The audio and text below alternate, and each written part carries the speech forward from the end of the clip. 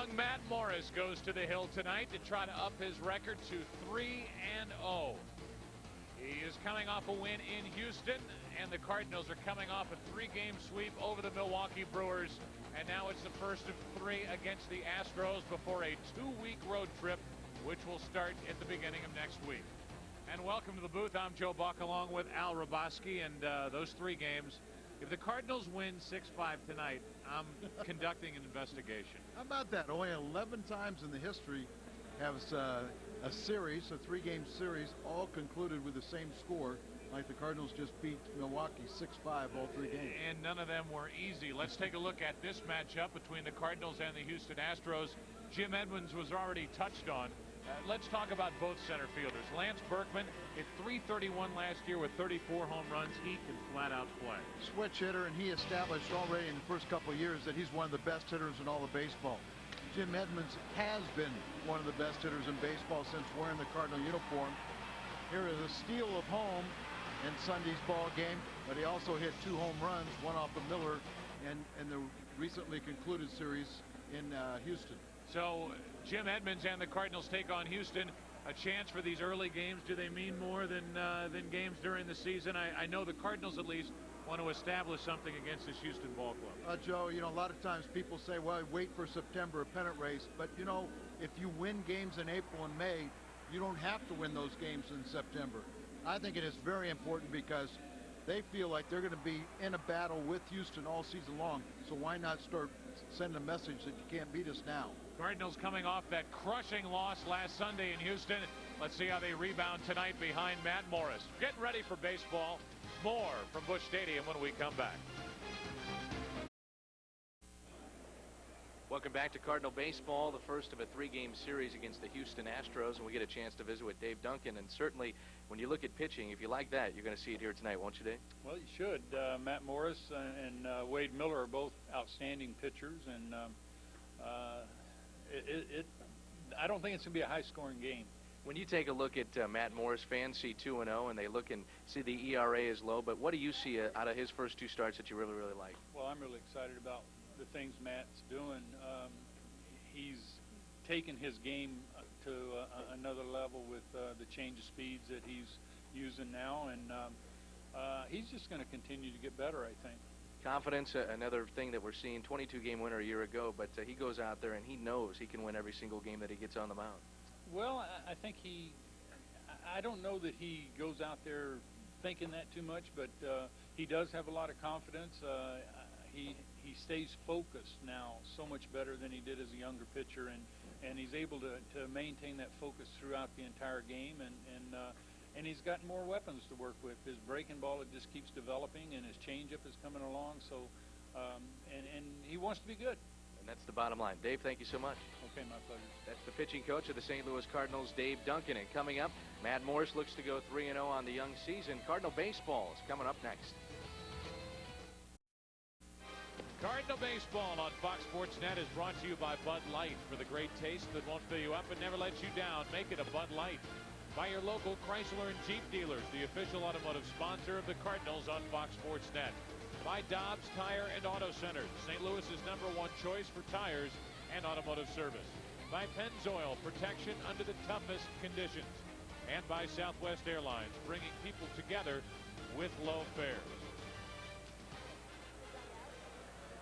A look at how the Astros bring people together. They do it in a dugout. Jimmy Williams thought up this batting order today. It's brought to you by Southwest Airlines, and it starts with Biggio, then Ausmus, then the tremendous 3-4-5 combination of Bagwell, Berkman, and Hidalgo. Then Darrell Ward, who won that Sunday game with a home run in the 12th. Ensberg, Everett, and Wade Miller pitching and batting ninth. Let's go around the horn. That's brought to you by Dobbs Tire and Auto Centers. We highlight the Gold Glove Award winners, and you see the defense. First, it's Jim Edmonds out in center field. And then there's that guy at second base. He campaigned hard for the Gold Glove. He won the Gold Glove. He deserved the Gold Glove. By the way, that play we keep showing, that just delayed a Cardinal loss that afternoon at Wrigley. Here's Chrysler Jeep pitching matchup, part 1, Matt Morris. Well, Matt Morris, they defeated the Astros last week. Remember, that was the time he threw 125 pitches. So giving him one more day of rest. That worked out fine, as Bud Smith was pretty good yesterday and deserved the win. The scoreboard already has a hit up there for the Houston Astros. And with the way Biggio usually hits against Cardinal pitching, their chances are good. Although this is Matt Morris, and that's ball one. Biggio only has 8 hits on the season, and yet Monday he hit for the cycle. And we'll see how they rule that. Hit. It's already on the scoreboard. Base hit. Polanco just in and out of his glove, and Biggio's on to start the night for Houston. This is the ball hard. He tries to go up to the apex and almost looked like he hit the ball on the way up and pops out of his glove. And he couldn't find the handle. Biggio still runs much better now that that knee is healthy after the surgery that really plagued him a year ago. So what do you think? What kind of a first inning is this going to be? Here's Ausmus as Jimmy Williams continues to put his catcher in the number 2 spot. Ausmus runs well. Jimmy Williams, and stark contrast from Larry Dierker. Dierker had one style, was very successful, but Jimmy Williams, he's in control. So much so that his players in Boston basically performed a mutiny and got rid of Jimmy Williams because of all the lineup changes, because nobody knew what their role was coming to the ballpark. And then with the constant headbutting with Carl Everett with the Boston Red Sox, the minute that their general manager Dan Duquette backed Everett over Jimmy Williams, it was over in Boston. A breaking ball that stays up and in, 2 balls and a strike. Once the GM didn't back the manager in punishing Carl Everett, the players had won the battle. Yeah, and all 3 are gone now. Everett's with Texas. Dan Duquette is fishing in Cape Cod, and Jimmy Williams is in the dugout for the Astros. Here's a 2-1. 3 balls and a strike with the golden invitation of trouble, Jeff Bagwell, waiting on deck. Pitchers would tell you they do not like to face teams back to back. They would much rather have a month or 2 in between.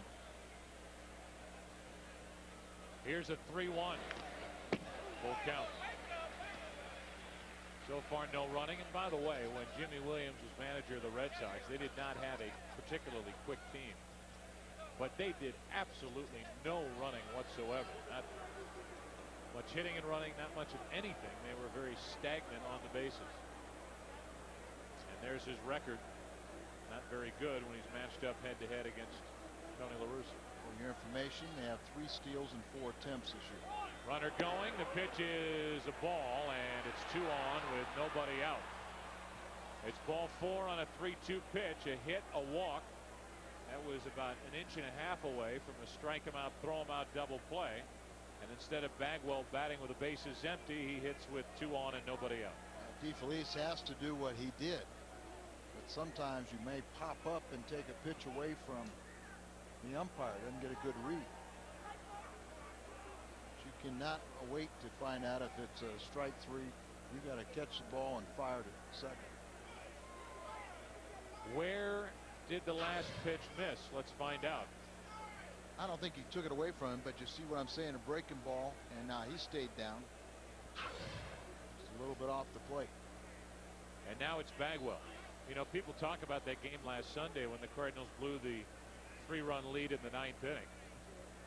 And everybody points to the dropped pop-up, or the no catch on the pop-up that started the inning, and then the problem started there. But you could look at a number of other things that transpired in that 9th inning.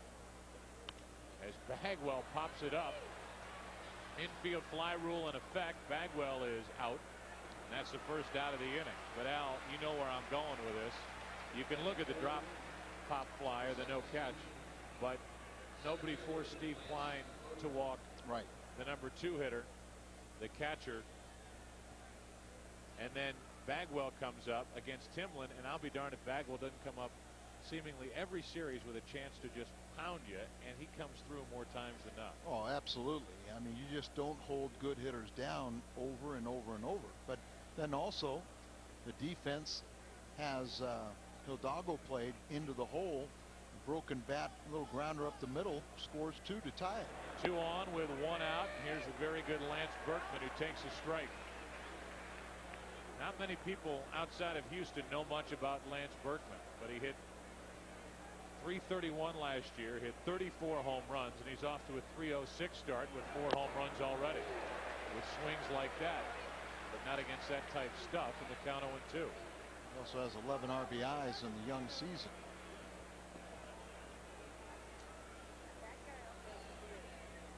The first time I saw him, you just had to like the way he swung the bat. Switch hitter. And this year he's got 2 home runs from each side of the plate. Time called by DeFelice. One of the main reasons why the Cardinals kept wanting to reacquire DeFelice had nothing to do with his hitting ability. Really not so much to do with his throwing ability, although that's nice. As Bagwell pops up, Berkman strikes out. Now Hidalgo will come up, trying to salvage something out of a 2-on, nobody out situation in the first. Sometimes a top-notch pitcher, you really can't appreciate how good they are until they get into a little bit of a jam. Then they turn it up a notch. Fastball has more life, the breaking ball sharper. Last 14 starts, including the postseason. A tremendous Game 5 start against Arizona, and the matchup with Curt Schilling, 11-2, with the ERA under 2 as he hits the outside corner. Strike 1 to Hidalgo. Well, Matt comes in tonight, 2-0 record in an ERA of 0.69.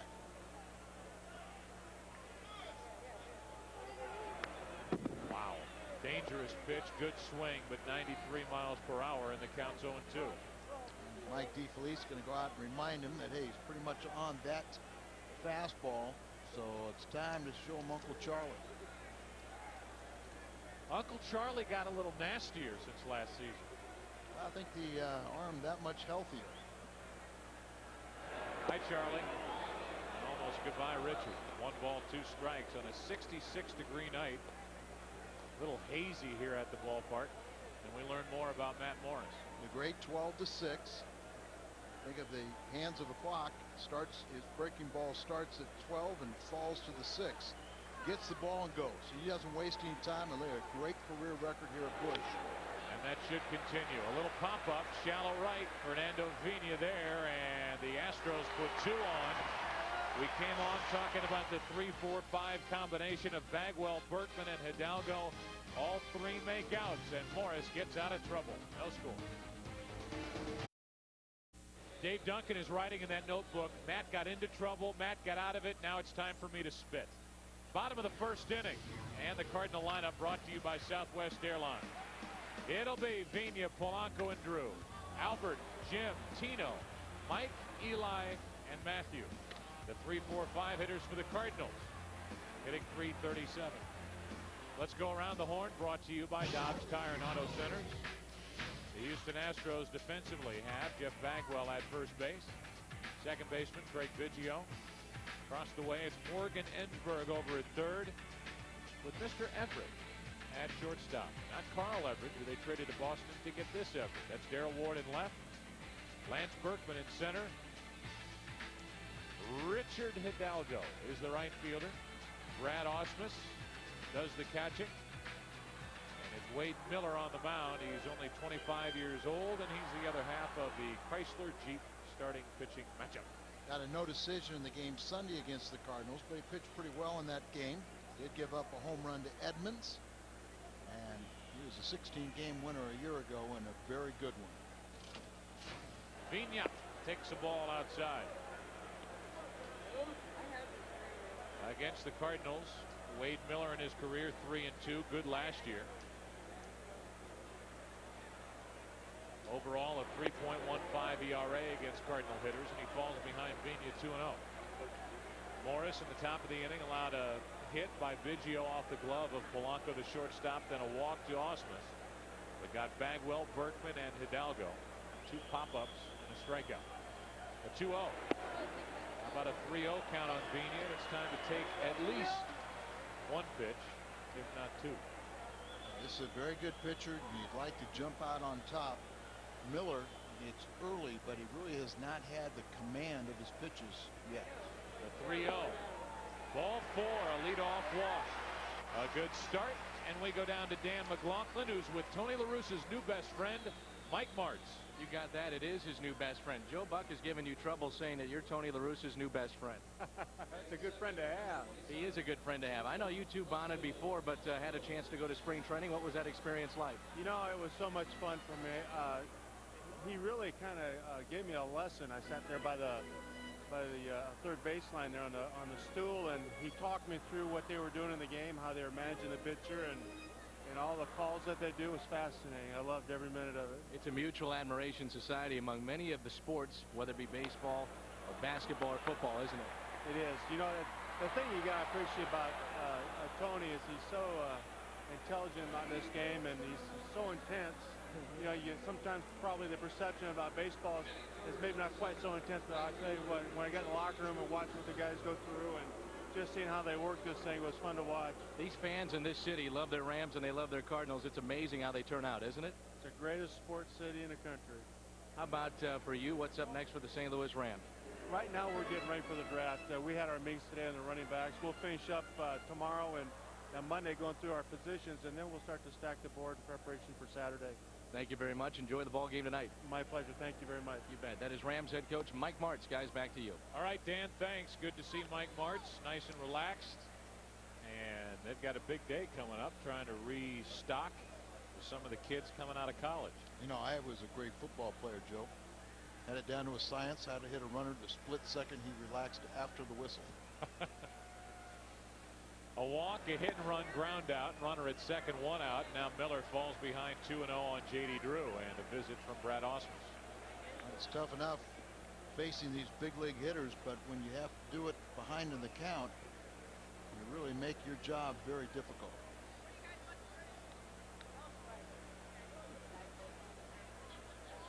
A bit of a haze here with it at the ballpark. Lights haven't really taken effect. The other night we were here, it was dark out in left field because that bank of lights above Eli Marrero was out. That's back on. It plugged them back in. And here's a 2-0. Little jam shot should be handled. Hidalgo. 2 out.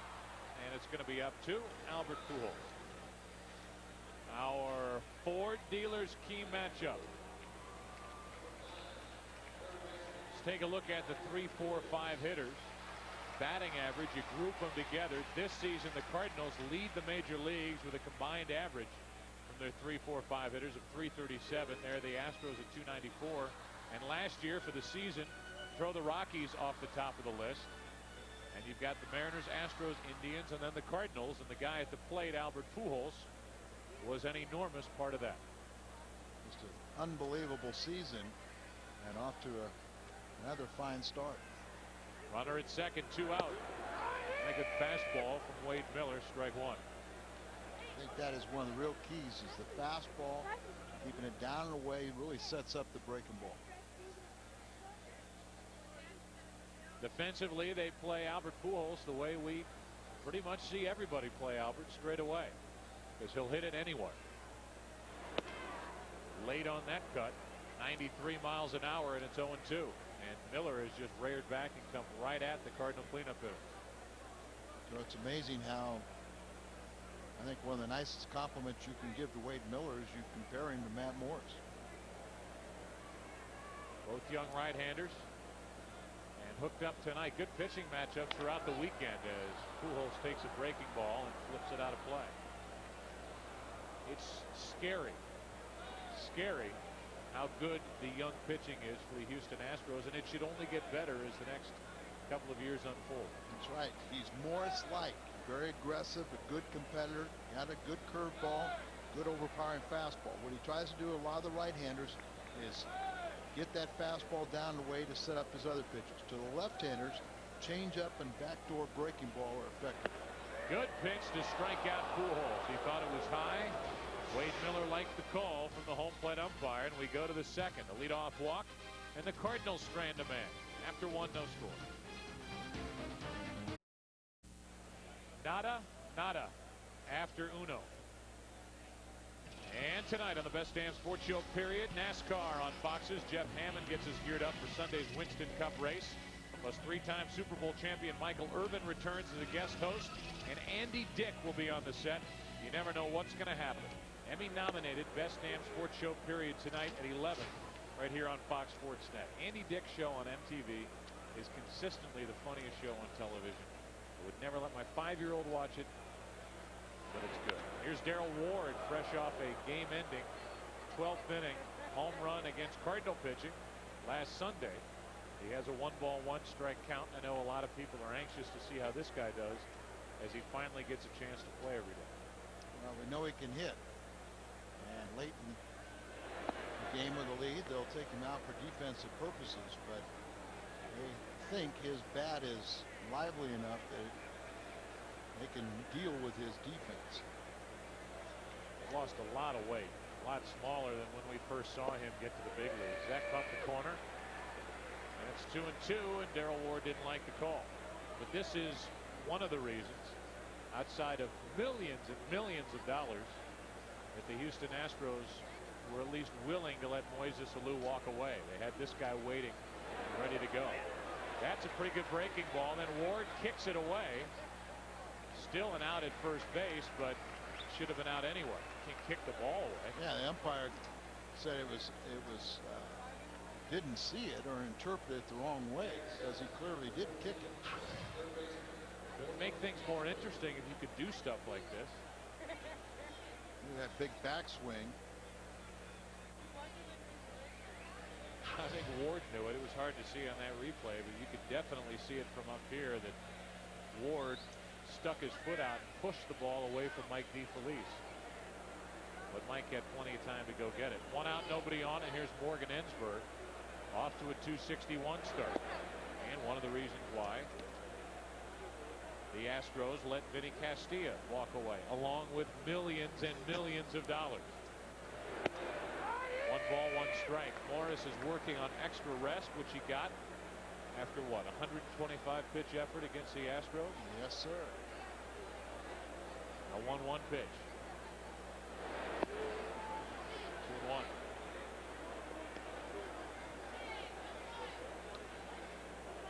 The leaderboard out there tonight. They have the league leaders in victories. 2 of those guys are Arizona Diamondbacks, and by my calculations, the Cardinals will face both Randy Johnson and Curt Schilling when they go out to Arizona. Wouldn't it be something Matt Morris is matched up against Schilling again? They're pitching on the same night right now. Right, and Randy Johnson, he pitched brilliant baseball, but the Cardinals have come out on top most times. That's a strike, and I think everybody's trying to figure out where the strike zone exactly is tonight from Jim Joyce, the home plate umpire. Well, the Diamondbacks are 5-0 when Schilling and Johnson start, and 0-5 when anybody else starts. 3-2. Oh, just off the inside corner, and Morris genuflects after not getting that goal. In fact, I thought the pitch was so good, I just inadvertently wrote down strikeout on my score sheet. Cardinal fans bring the family to Busch Stadium in May to cheer the Cardinals against the Reds.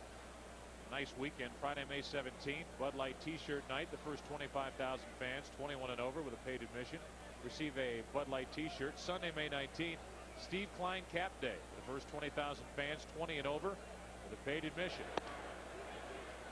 They receive a replica Steve Klein cap, just like his, dirty, faded, roughed up, without the smell. Friday and Sunday, May 17th and 19th, 421-3060 or STLCardinals.com for ticket info. Here's Adam Everett. 1 on, 1 out. 2-0 from Matt Morris. The day I don't bring my Steve Klein replica hat to show you is the day we promo. You've been carrying that around with you. Morris, you had in your pitching profile. He gets it, throws it, and he is rushing things to the plate. He's already walked 2 and is in danger of walking Everett. Well, you see him now. He's starting to slow things down. It's a fine line. You show a very positive attitude, get the ball and throw it. And when you kind of get out of sync if you do it a little too quickly.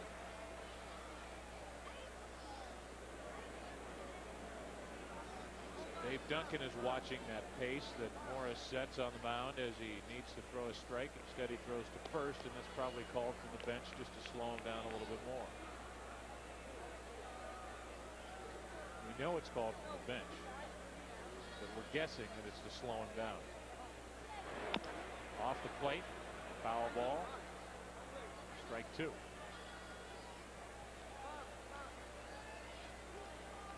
That's Gene Lamont, the third base coach for the Houston Astros. Yes, it is. He was with Jimmy Williams, final days in Boston. Good baseball man and former manager of the White Sox and Pirates. And that's really the only change that he did to the to the coaching staff here. Jimmy Williams said, "Tell me about the coaches." Terry Hunsinger, the general manager, said they're all hard workers, they're all good guys. He said that's good enough for me. I can work with anybody. Here's a 3-2 pitch. Runner goes. And because they started the runner, they stay out of the double play, and they'll get rid of Wade Miller here in the 2nd inning. Everett grounds out 6-3, and Wade Miller is hitless on the season. No. 600. 600. 3 for 5. That's what I meant to say. Did I say hitless? No, you said 600. 3 for 5 is what I said. Of course. So now we'll see if Mr. 3 for 5 can rack up his first RBI of the season to put Houston on top. Starting the runner paid off, if for nothing else, to get Mr. 600 out of the way.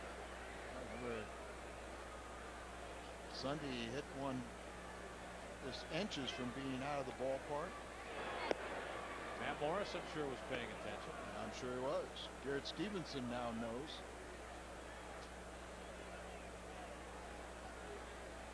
Runner at second, 2 out, a ball and a strike on Wade Miller. Good breaking ball, strike 2.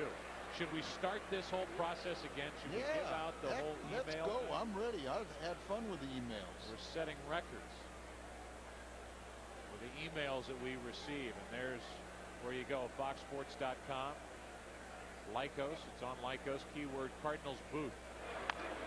That's to the right side. It's a foul ball. That gives us a chance to give you the address again, and we'll give you our first question of the night from Kenny Halford, Decatur, Illinois. The question: how old is Busch Stadium? 1966. That's answer 1. And are they really going to build a new stadium in time for when the Cardinals host the All-Star game? Well, the commissioner said if you build the stadium, we will come. We will come, and you will get the 2006 All-Star game, but only if you build a new stadium. That's like, it's like blackmail. That's, you can't do that. Bud mail. What? Still no score. If you would like to win Cardinals tickets and participate in the Southwest Airlines Family of the Game promotion during a Cardinal home game, here you go. Send your name, address, and phone number to Southwest Airlines Family of the Game, P.O. Box 771192, St. Louis, Missouri 63177. Matt Morris got around hitting a walk in the first, got around a walk in the second. There's no score, and Jim Edmonds will lead off here in the bottom of the second for the Cardinals. Edmonds, Tino Martinez, and Mike DeFelice. Edmonds is batting for the season, but a little bit of a slump. He's 0 for his last 5, and only was 1 for 8 in the Milwaukee series. That's a ball, and Miller has been behind just about every hitter he's faced to this point, except for Pujols, who he struck out easily to end the first. Right down the chute, 1 ball, 1 strike. Felipe Alou, Al Raboski, is joining the Detroit Tigers. Well, remember, Luis Pujols named the manager of the Tigers for at least this year. He was a very good friend of Felipe Alou, and Pujols was on his staff. were together in Montreal. So I guess he's going to be on the bench for 1 year, and then he'll move to the front office and be an assistant to Dombrowski after that. Edmonds strikes out very late with that cut. Back-to-back strikeouts. Got Pujols to end the first. He gets Edmonds to open the second.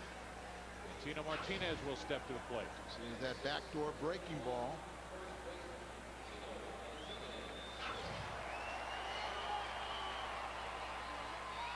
I bet part of Tino Martinez is shocked that he still gets that reception with the kind of start that he has had, considering that his former fan base was booing Jason Giambi before the team bus pulled up to Yankee Stadium before their home opener. Strike one on Tino. How about yesterday?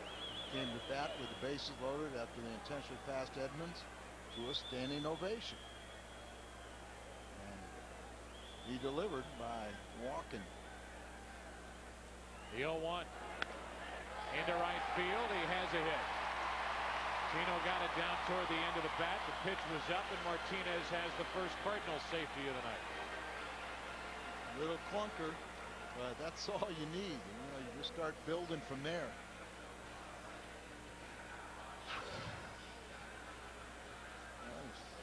Sitting there, and it's up out over the plate, hits it towards the end of the bat, but right now that is a big hit in his book.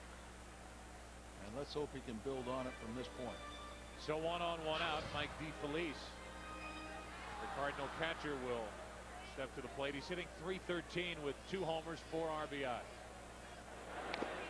Might take a shot at that opening on the right side of the infield. Strike one. Hey, Joe, maybe a couple little things about our first email. The earliest the Cardinals could move into the new stadium would be 2005.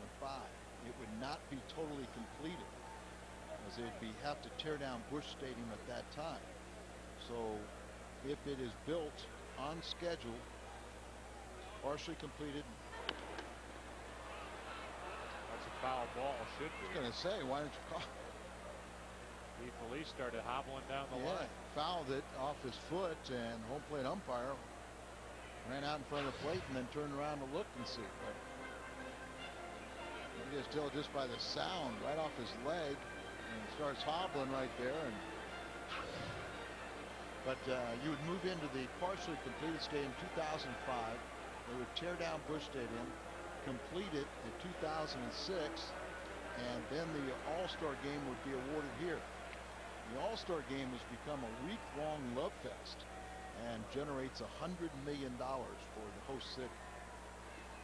1 on 1 out, no balls, 2 strikes. DeFelice, that's off the plate. Tough play. Tough play. Safe, and it's 2 on 1 out.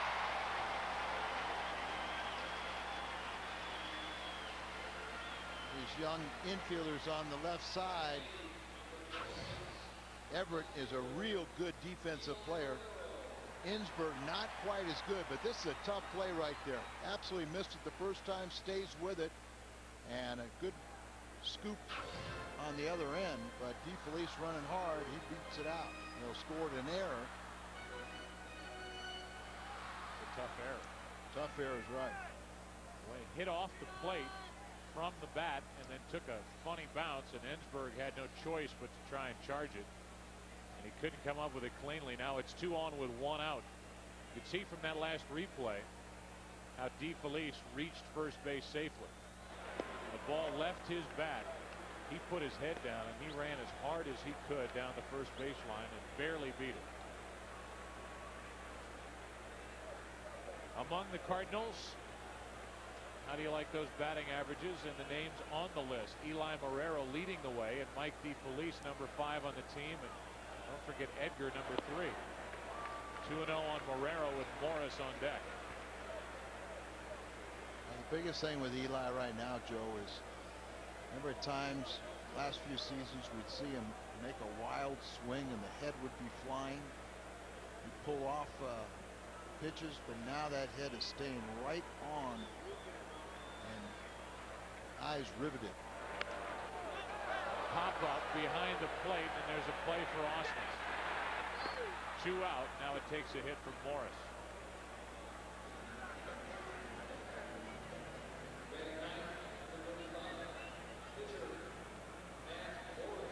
2-0 pitch, and Marrero popped it up.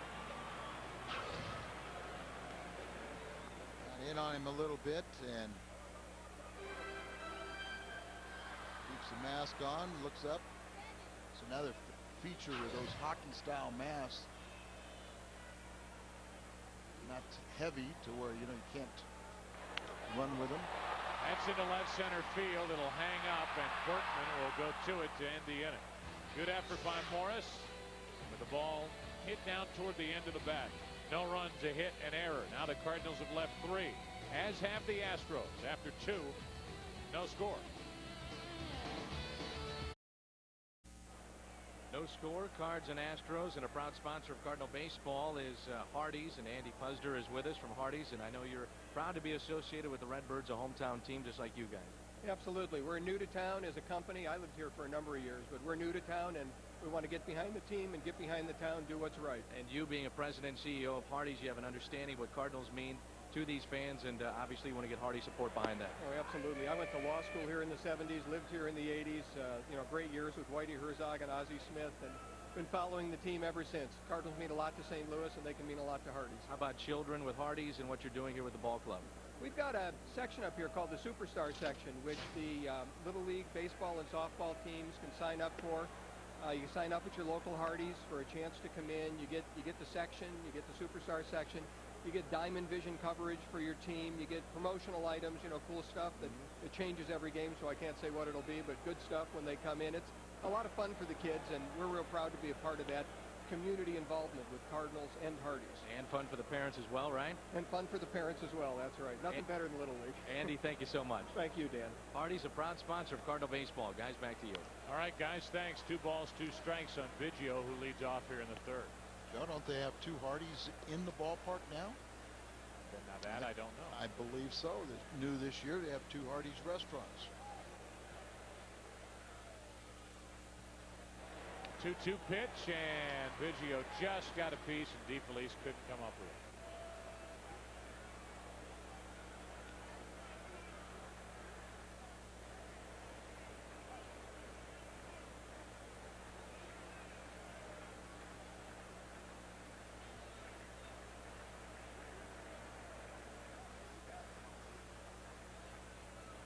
Biggio and Morris, both products of Seton Hall. And it's a full count. Biggio has a Steve Klein-like appearance to his batting helmet. Yeah, don't touch mine. The franchise leader. This is 15 years of playing with the Astros.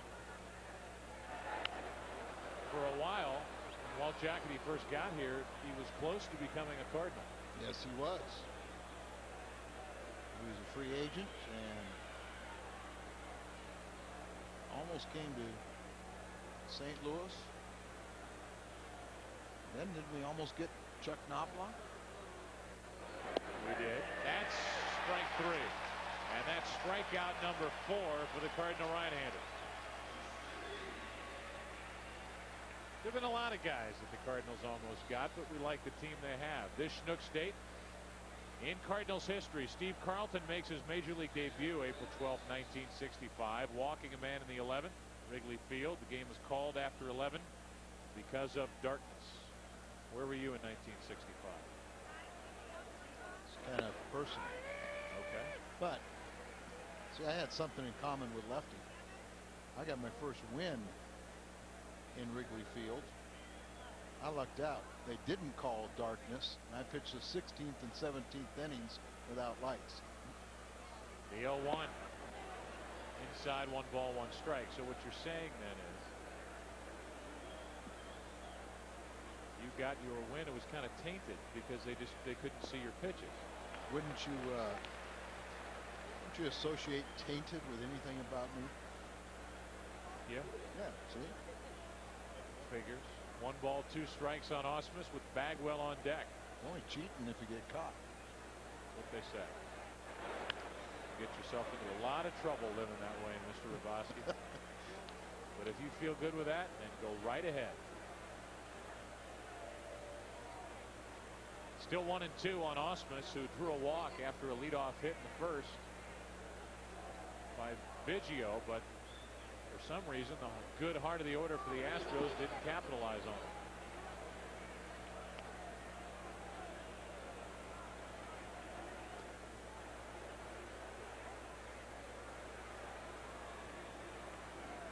Matt taking a little extra time right here, which is tough for him to do because he usually wants to get that ball in 5. On 2-2, Ausmus with 1 out. Took ball 3. A lot of full counts tonight, which leads to a high pitch count, which leads to a shorter outing. Matt, watch his landing area. A dark portion, so he's hitting, doing what he should, landing the same spot each time. Rained quite a bit earlier in the day, but the field is in tremendous shape. And we're supposed to have great weather for the weekend. A day game tomorrow and Sunday. And I mentioned earlier good pitching matchups. Tomorrow it's Darryl Kyle and Roy Oswalt, who's 2-0. And on Sunday it's Garrett Stevenson taking on Shane Reynolds, who's 1-1.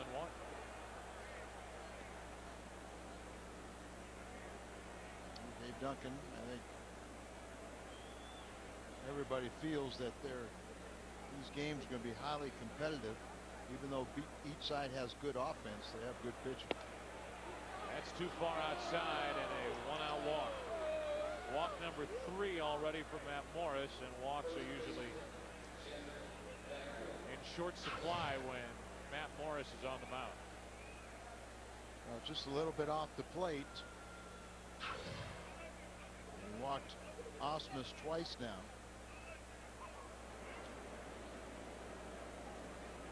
That's bad news in front of Bagwell, who popped up his first time.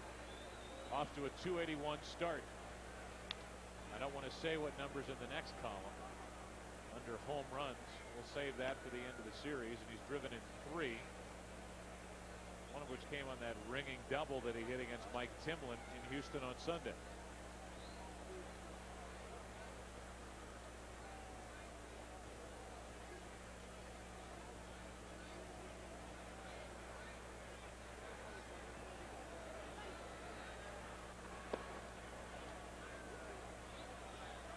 Bagwell's the only player in Major League history to record 30 home runs, 100 RBIs, 100 runs scored, 100 walks in 6 consecutive seasons. Former Boston Red Sox prospect takes it inside, 2-1. And a visit from DeFelice. And Morris, we mentioned, is working on extra rest. Pitchers are creatures of habit. Who knows what that extra day of rest did? Pitch count is already 59, so again you're looking at a short outing from the Cardinal starter unless he can start racking up some outs here quickly. This season, his last start, 125 pitches, will pull that average up. They don't want to go that high for him again. And he's in trouble with Bagwell. 3-1 with Berkman on deck. Sometimes you fall behind, you can just say, okay, I'm going to throw a strike, but you better be careful when you're doing that to Bagwell. And he can't right now. Back-to-back walks, Ausmus and then Bagwell, and that springs Dave Duncan out of the Cardinal dugout with Berkman coming up. Well, Joe, you touched on it. You know, when you talk about 125 pitches last time, you give a guy an extra day's rest, and sometimes you feel too strong. And you'll go out there and overthrow pitches just like this. See the life of the movement on his ball running in. Home plate umpire Jim Joyce is going to go out and break up this little meeting. They're not out there stalling for time for a reliever. Dave Duncan has a message that he wants to get across.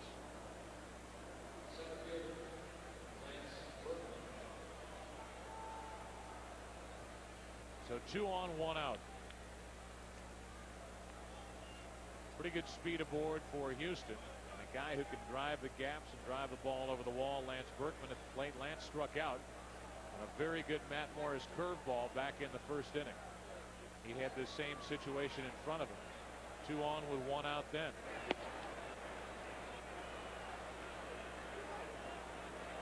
Nothing wrong, I don't think, Al, with that first pitch after a pitching coach visits not being a strike.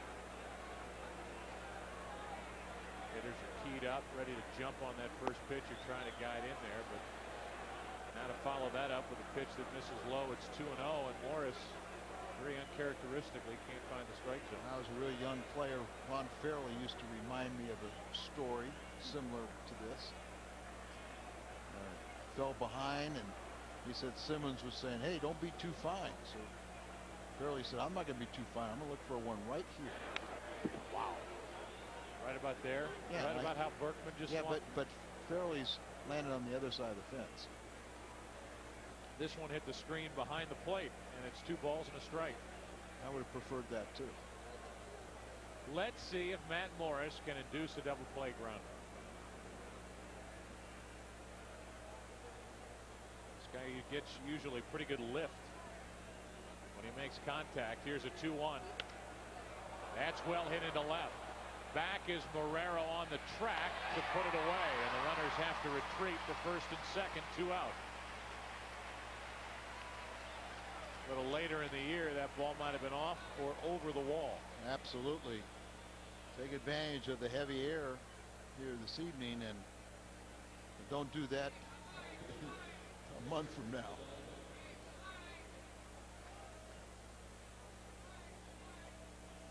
Here's Richard Hidalgo. Richard popped up to end a long first inning. There's still no score, and Hidalgo, who got the game-tying hit in that Sunday game against Timlin, takes a strike. Talked to Timlin the other day. I said, Mike, when I was watching on television back at home and Hidalgo hit that ball, I thought, great, the game's over. Cardinals sweep the series. He thought, to be honest with you, that was my thought when he hit that ball. Boy, Morris just is not getting that inside part of the plate, and it counts 1-1. Not at all, but that ball was up and in that Timlin induced, and you're right, Joe. It wasn't hit that particularly hard. It was up towards the middle, but defensively, Renteria was playing in the hole and never got there. Looking for a curveball, and he gets it. Here comes Osmus, and the Astros take a 1-0 lead. Now there's where the defense was playing. If Hidalgo hit that ball on Sunday, he's out because he was playing in the hole. Now they play him up to the middle, and he hits one in the hole. It's a crazy game. So Osmus, who got this started with a walk, followed by a walk to Bagwell, and then Berkman flied out to left. Hidalgo delivers with a 2-out hit, and it looked like this. So he pulls the ball in the hole, and those walks will come around and haunt you. That is the 10th RBI for Hidalgo. He is now 7 for 15 when facing Matt Morris. Here's Darrell Ward. There's ball one. Kind of a strange approach by Marrero in left field on that hit. Looked like he was conceding the run. He didn't really go after it very hard. He was going to just throw it back into the infield. Then he ballooned to throw to the plate. Fortunately for the Cardinals, Bagwell was staying put. He's at second with Hidalgo at first. 2 out and a 1-1 count on Ward. This field usually drains very well in the outfield, but it was almost very tentative the way he came in on the ball. Let's see if Morris can limit the damage. This guy can hit him a long way. Ward has 2 home runs and 6 RBIs this season.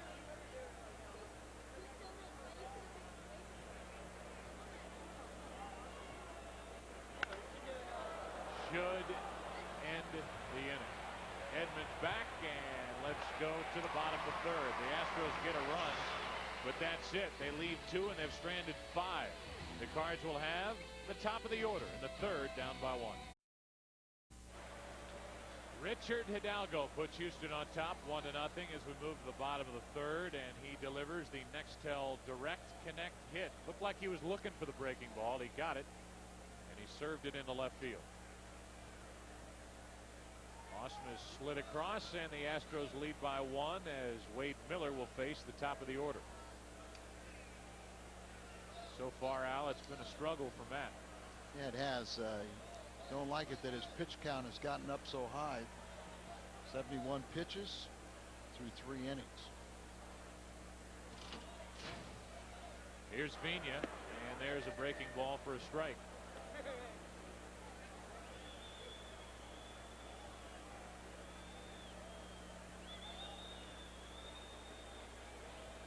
Fernando drew a walk, but was stranded back in the first. The Cardinals put 2 on last inning, but Marrero and Morris made outs, and now Vini gets hit by a pitch. Is that our first of the year? That's our first of the year. A little guy who consistently gets hit by pitches is on, hit by a Wade Miller pitch.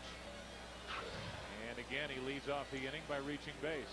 Got 2 of the best being hit, Biggio and Vina, and of course the way he spins out of the way, he doesn't take much of a blow, but he'll find a way to contribute. He has the ability to spin but not move back. He just kind of turns but stays in the same spot. It appears that he's trying to get out of the way, but sometimes he does it as he leans across. Here's Polanco, and there's ball 1 low. Get an interesting question from Ryan in House Springs. Which player has stayed with the Cardinals for the longest time? It was always, the easy answer was always Ray Lankford. That's not the case anymore. Turnover on this team has been rapid. I know I just tested you with that. And I'm trying to think, and you know what I'm coming up with? I don't know if I'm right. I'm saying Morris and Marrero. Those are the 2 names that came to my mind. I first thought Marrero, and it might be Morris. I mean, they both played, you know, many years they played together in the minor leagues, so I know they really came up pretty close. Morris first came up in '97, and Eli Marrero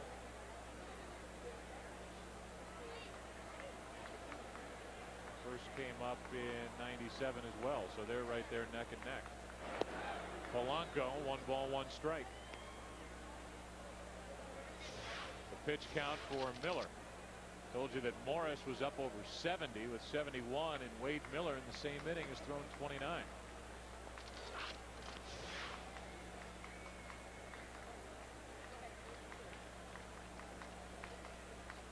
Andy Bennis was here before those guys, but left in the meantime. Yeah. Here's the 1-1. Vina started and then stopped. The Cardinals did a hit and run with this combination back in the first, and Polanco got a piece of it and at least advanced the runner with a 5-3 ground out. So I didn't see how Ausmus threw in batting practice or in infield practice. They took it, but they were more than willing to try and steal off the Gold Glover because of his elbow problems.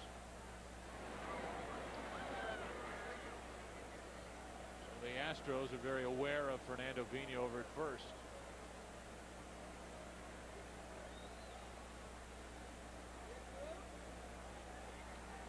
This combination can do some things for Tony La Russa. There he goes, hit and run, struck him out, and safe at second. Stolen base for Vina, and there's the tying run with 1 out. Well, the Cardinals are now 11 for 11 in stolen bases, and that's the 3rd for Vina. Pretty good jump. Miller, not a tremendously high leg kick, but Ausmus had been having some trouble with his elbow. Actually sat out opening day, but he did pick up a couple caught stealing in the Colorado series. He's now 2 for 8. So Drew and/or Pujols, that's driven, and goodbye. Get out the tape measure off the bat of J.D. Drew. 2-1 St. Louis as Drew gets his second. Being kind of disrespectful. I think he hit himself. That hit off the scoreboard, the video board in right center. He made an exclamation point with that one.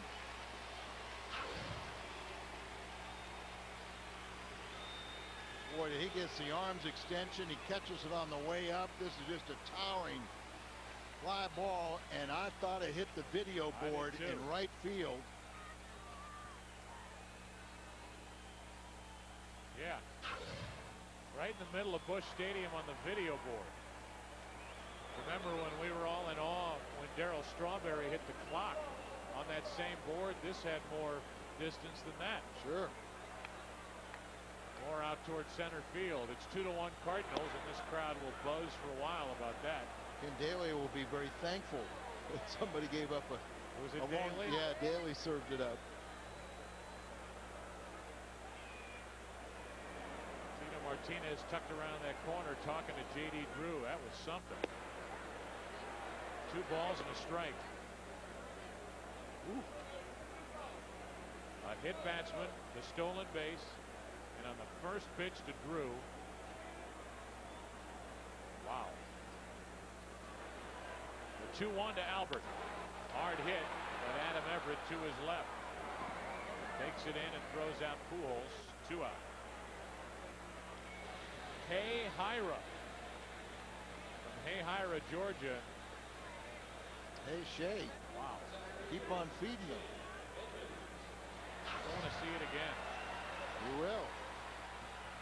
Boy, coming in on him, middle half, got his arms extended, and that is a drive.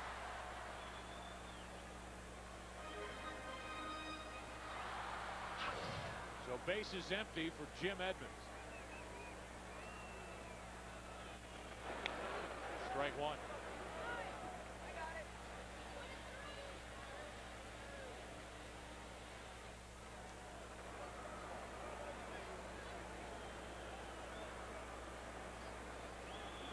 We're up to 1,408 emails.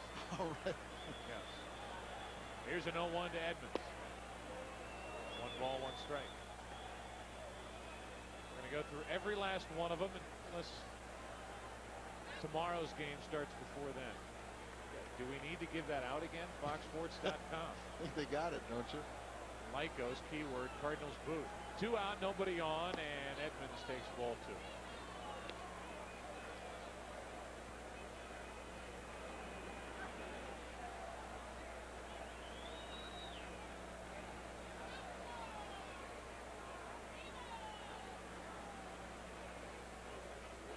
Edmonds went down to get it.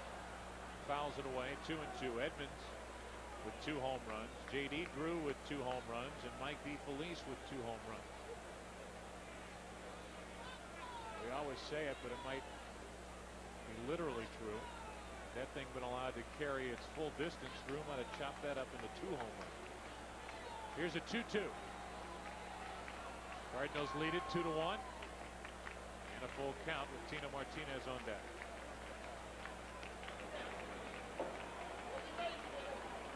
That's a reflection of that good Cardinal bullpen.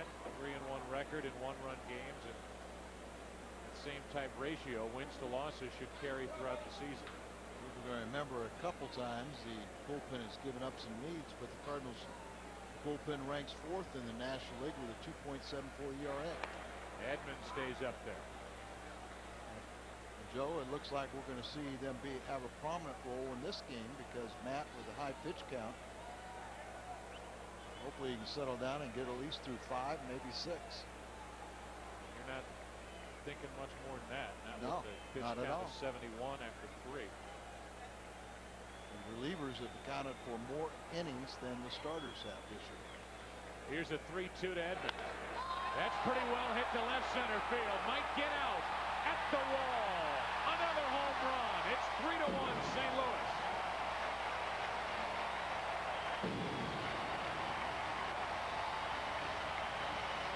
To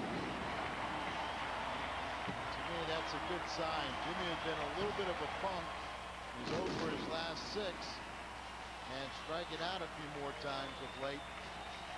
Seemed like the backdoor breaking balls were coming there, but get him to go into the left field, driving the ball the opposite field. Then they're staying on the ball, and he's strong enough to hit it out of any part of the park. He's down and away, but it's almost as if he had that approach of going the opposite way, connects. There's no doubt about it. This goes right off the back towards the bullpen there. Matty Moe knows that his team's coming around. I think the one thing these starters are learning is they're going to never be out of a game. Martinez tries to go that same way, but it'll fall short. Ward in left. A little stagger and a catch. A 2-homer inning. It started with a hit batsman. Then a couple of baseballs hit a couple of bats. Drew with a tape measure shot, and then Edmonds. Kyle Schulte from Illinois emailed us. Man, how do they hit like that? Edmonds and Drew, they both killed the ball. They did, and the Cardinals lead 3-1 as we move to the 4th inning. Jim Edmonds, J.D. Drew, both Cardinals, both left-handed, both can run, both are good outfielders, and it made this guy happy as he heads back to the hill with a 2-run lead. It'll be Ensberg, Everett, and Miller, the bottom 3 in the lineup for Houston. It's time to get strike 1, strike 2, and get some outs in a hurry for Matt Morris. Especially when you're down at the end of the order. That's 7, 8, and 9. You have to dominate. 1 ball, 1 strike. Hi to Dad at Barnes Hospital watching this game, no doubt. I'm sure those home runs put a smile on his face. 1-1 pitch. 1 ball, 2 strikes from Matt Morris. Gotta tell Dad that he's in the booth. All right. We got the poet, Jack Buck the poet, poster up in our booth. 2 balls, 2 strikes. Yeah, that's a nice addition you put it up in the Fox Sports luxury suite back there. Well, Don Marquis, who Jack Buck has been working with on the poems, gave it to me to put in the booth. Tough play for Pujols. Has to show the arm, and he does. 1 out. Pitch count, pinch count. Matt Morris talks about his last start in Houston. Dunk came up to me in the 5th inning of that game when I had right around 100 pitches, asked me how I felt, and felt good. You know, when you're throwing the ball the right way, sometimes you can throw that many pitches in it. You know, it's not going to do much more damage than the 100 pitches already did. So.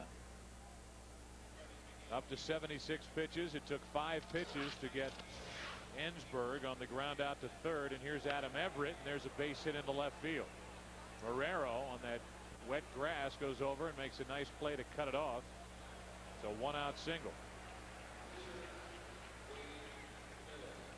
Clayton Turner from Columbia, Missouri wants to know if Matt Morris has a legitimate shot at winning the Cy Young since Randy Johnson and Curt Schilling are both in the National League. Sure he does.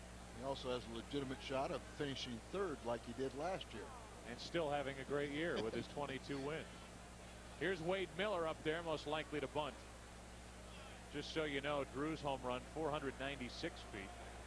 Edmonds 393 feet. That's strike 1 on Miller. We know he can swing the bat because on the season, Al, I don't know if you know this, he's 3 for 6. Yes, I do know that. First time up, he struck out with a runner on.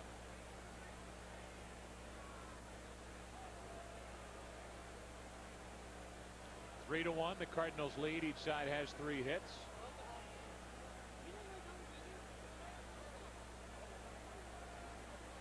Everybody expecting the bunt, and Morris is waiting for them to pour bronze over him for his statue outside Busch Stadium. He held the pose.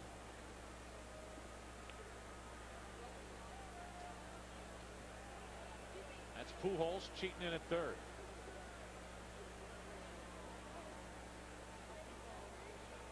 We know the sign for a throw. Saw that from DeFelice.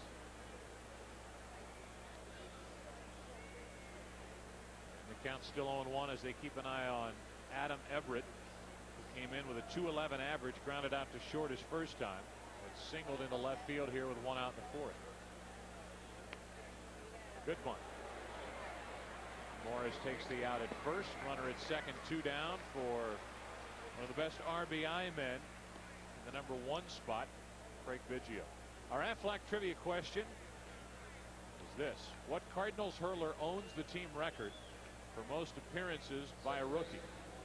Which Cardinal pitcher owns the team record for the most appearances by a rookie?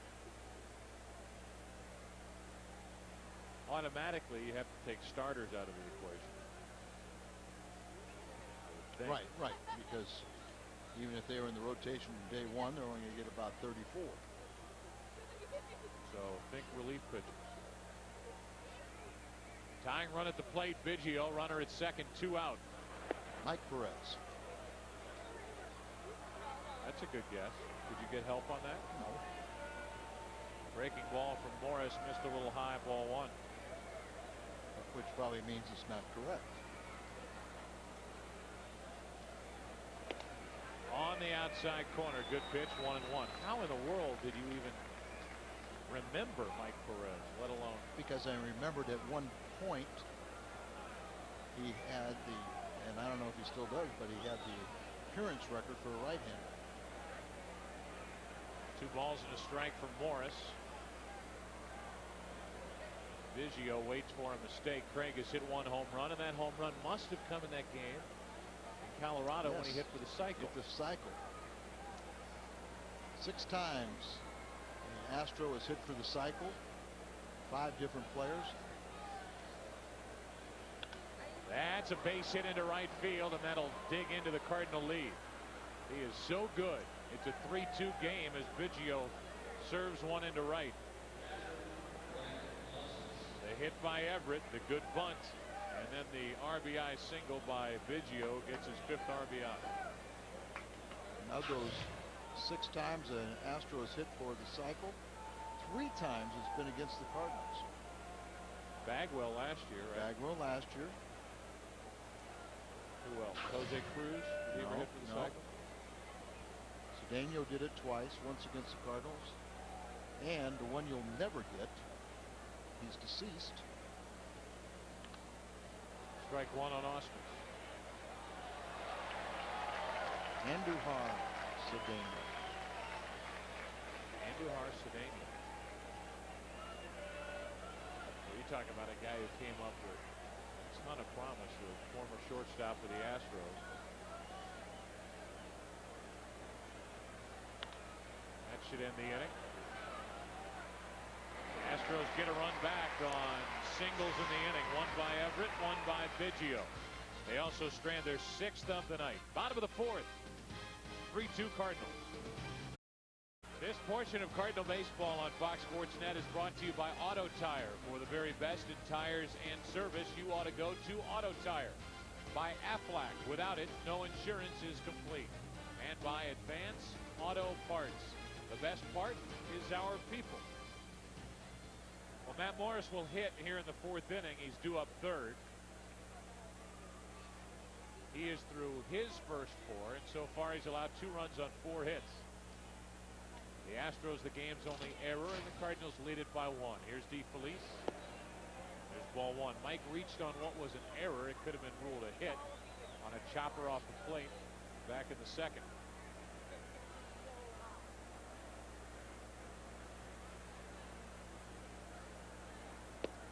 That's a strike. 1 ball, 1 strike. Everybody asking me how my dad's doing. Dad is feeling great. Getting better every day.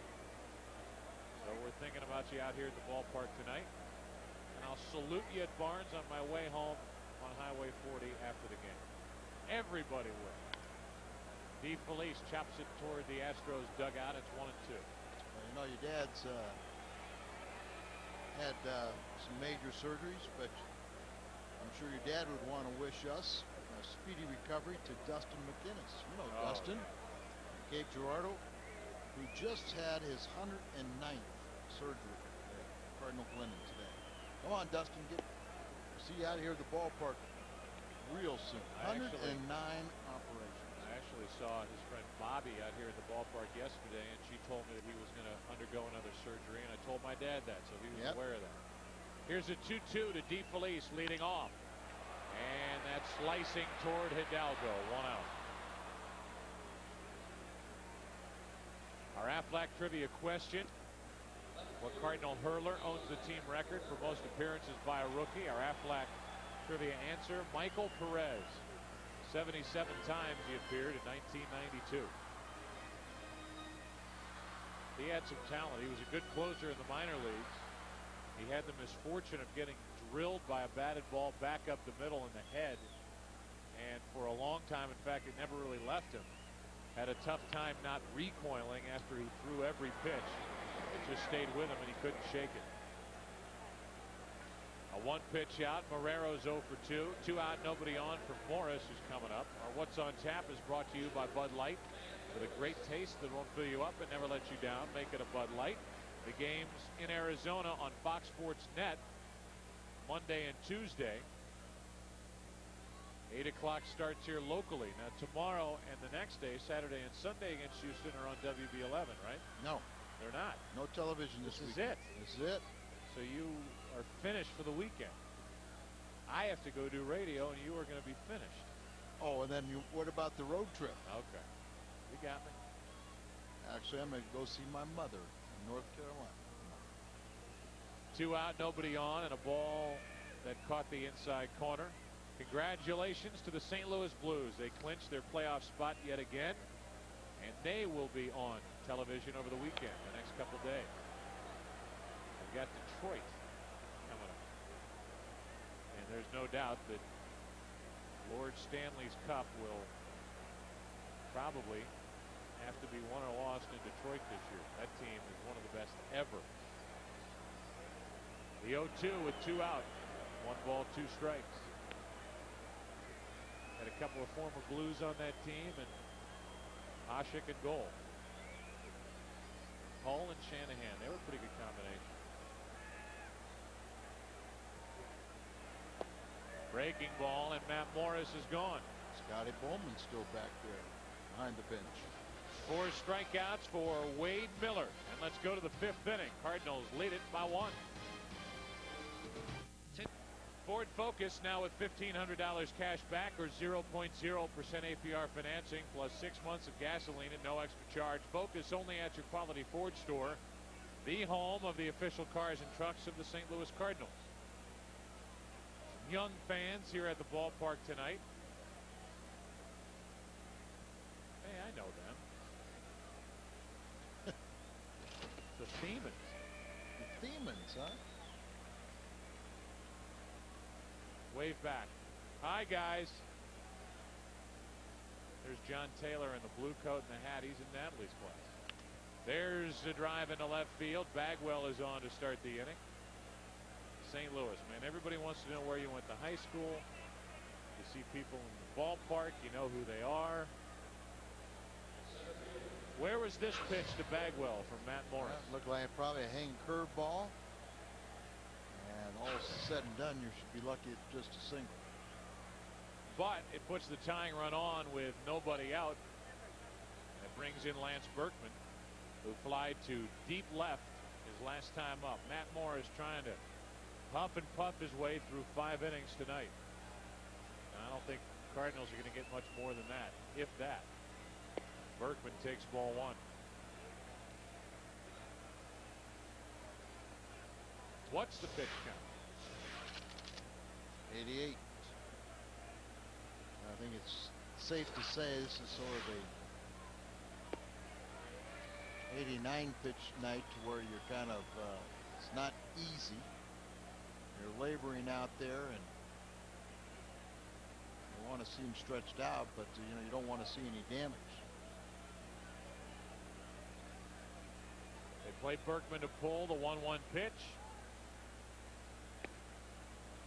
2 balls and a strike, and he's been an 89 or 90 as opposed to 92 or 3 right in this game. So he just does not have his good stuff tonight, and that happens from time to time. Here's the defense the Cardinals use. They leave the left side of the infield pretty open, and left center and the left field line rather open for the switch hitter. 2-2. Joe, when you're a good pitcher, when you don't have that good stuff and yet you're still out there battling, competing, the pitch count is what's going to win out. I think it's safe to say this will be it for Morris this 5th inning. 1 on, nobody out, 2-2 pitch. Into center field and a base hit. Back-to-back hits. Tying run at second, go ahead run at first with Hidalgo coming up. When we were in Houston, I was talking with Dave McKay, who really handles the outfield play, and he said this year we've had our outfielders play deeper. We found last year we gave up a lot of doubles and extra base hits because they were playing more shallow. We cut off a few singles, but we got burned with the extra base. So we're playing deeper, and I don't know if Edmonds has felt 100% comfortable. There's no way he probably would have gotten that even playing more shallow, but it seems like he has been a little bit in between steps on a few balls this year. Well, let's see if the pitcher's best friend jumps up to say hello to Matt Morris. That's what he and the Cardinals are hoping for, a double play ball off the bat of Hidalgo, who is 1 for 2 with an RBI single his last time up. Get greedy, get the triple play. Why not? Why not? The numbers for Hidalgo: 2 homers, 10 RBIs. Last year a down year after a tremendous year the year before. Got a big contract and had a disappointing season. 1-0 pitch. 2-0, and Cardinals have nobody warming up in their bullpen. Yet it's obvious that Matt Morris is struggling just to get the ball over the plate with something on it. 2 on, nobody out. Broken bat might be. That's big. 6-3 double play. Runner at third, 2 out. He's still battling, competing out there. You got the pitcher's best friend. You know who you might see first one out of the chute in that bullpen could be Andy Benes tonight. Jams him, breaks the bat, clunker up there, close enough to the bag so Polanco can do it himself. Well, that was enormous, and now Darrell Ward is at the plate with Bagwell at third and 2 out. The Cardinals up 3-2 in the 5th. Morris gets to work from the windup. And that should end the inning. How about that? 2 on, nobody out. Morris having a tough time, and Marrero takes care of Ward, and Morris takes care of the Astros through 5. 2 hits, 1 left. Houston's left 7. Cardinals lead by 1. Today's Pennzoil protection play. It was last inning when Matt Morris needed some help. He got it from a good pitch and good defense. Protection under the toughest driving conditions. You could get a double play when you need it. That was 2 outs in the inning, and then he got the pop up to strand the man at third. They have stranded 7 already on the game. Cardinals still have that 3-2 lead, Joe. We heard from Matt Morris earlier that Dave Duncan came out and talked to Matt Morris when he was piling up the pitches in his last start in Houston, a start that saw Morris get up to 125 pitches on the night.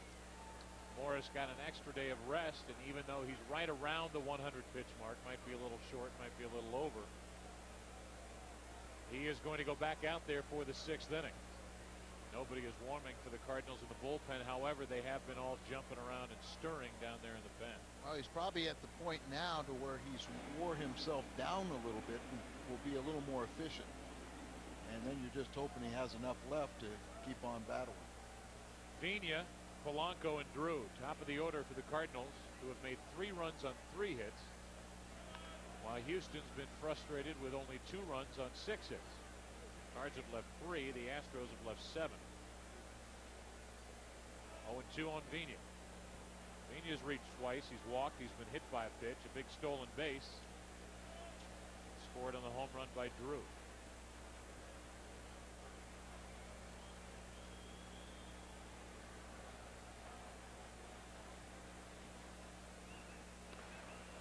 One ball, 2 strikes.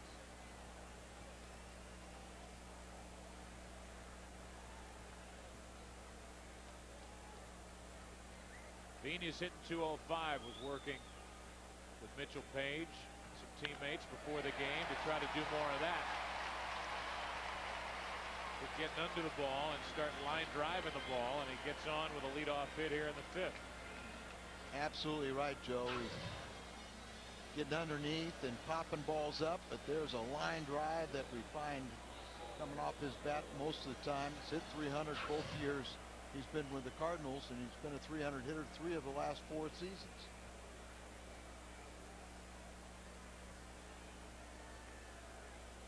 Polanco now. Placido is hitless tonight. He's hit safely in all 8 games in which he's batted this season.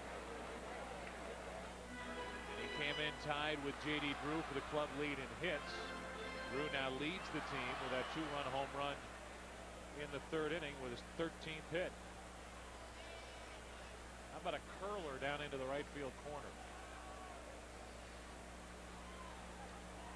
By the way, we got an email from Zach in St. Louis. Talked about Astros hitting for the cycle. Question how many Cardinal players have hit for the cycle. The answer is 14 Cardinals have hit for the cycle. Runner goes on a pitch out. Bad throw and safe. The Astros guessed right, but Ausmus bounced it, and Vigna steals his second of the night. 4 in the year. Ausmus, who did not start opening day with elbow problems. Perfect pitch out, perfect pitch by Miller, and then he throws the ball in the dirt. Biggio had to wait and catch the ball, a little short hop, and then he has to try to apply the tag, and it's too late. Good camera work, guys. They guessed right, but didn't pay off.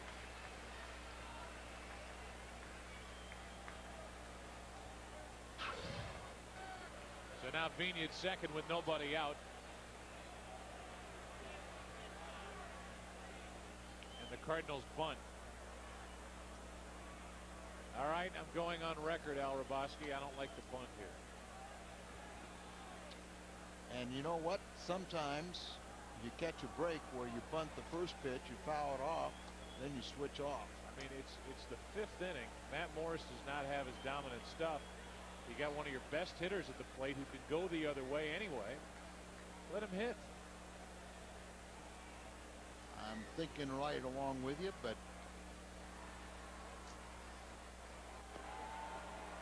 especially as aggressive as Bagwell is. In fact, Bagwell is so aggressive that he may force the Cardinals to swing. Well, or it may be one of the things too is Tony's saying Bagwell had off-season shoulder surgery. Remember, all through spring training, they were hoping to get teams and even got National League teams to DH so he could swing the bat and not play in the field. Maybe they want to see him try and force a throw. I'd rather swing away. This guy's too good of a hitter in the 5th inning to have him bunt, in my opinion. 2 balls and a strike.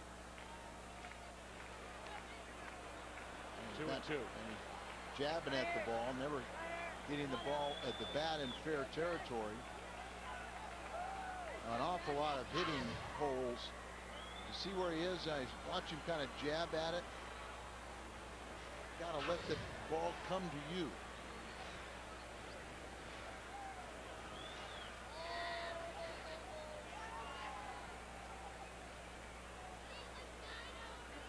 Bagwell's still in with 2 strikes. Now I really hope they don't bunt with Polanco. Right.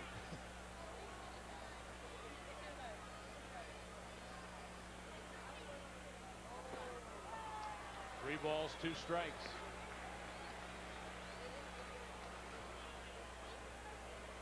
Bagwell is still in. And that's where Polanco likes to hit the ball.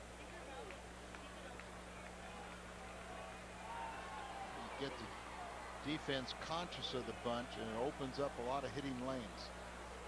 3 balls, 2 strikes. To the left side. They should have bunted. With 2 strikes, Polanco had to swing away. Only kidding. More times than not, Polanco likes to hit it to the right side, but Miller made a good 3-2 pitch, and Drew will be the hitter. Not a sharply hit ball, so it's not going to get through. Vigna, as the base runner, couldn't take off and get in front of that ball. And if the ball's in front of you, you hold. That's a pitch that Polanco. That's old time baseball where the fielders used to leave their gloves out there for the team to take it, right? Last at bat for J.D. Drew.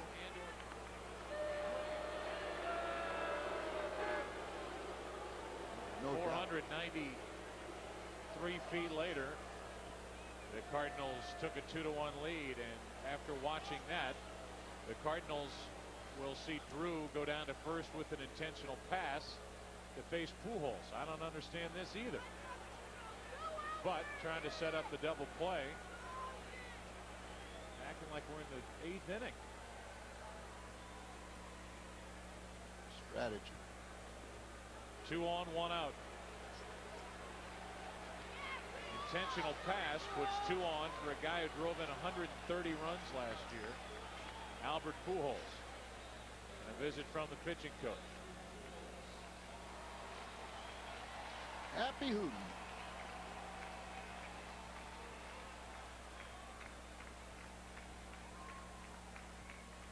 While they talk on the mound, we'll talk about a T-shirt day.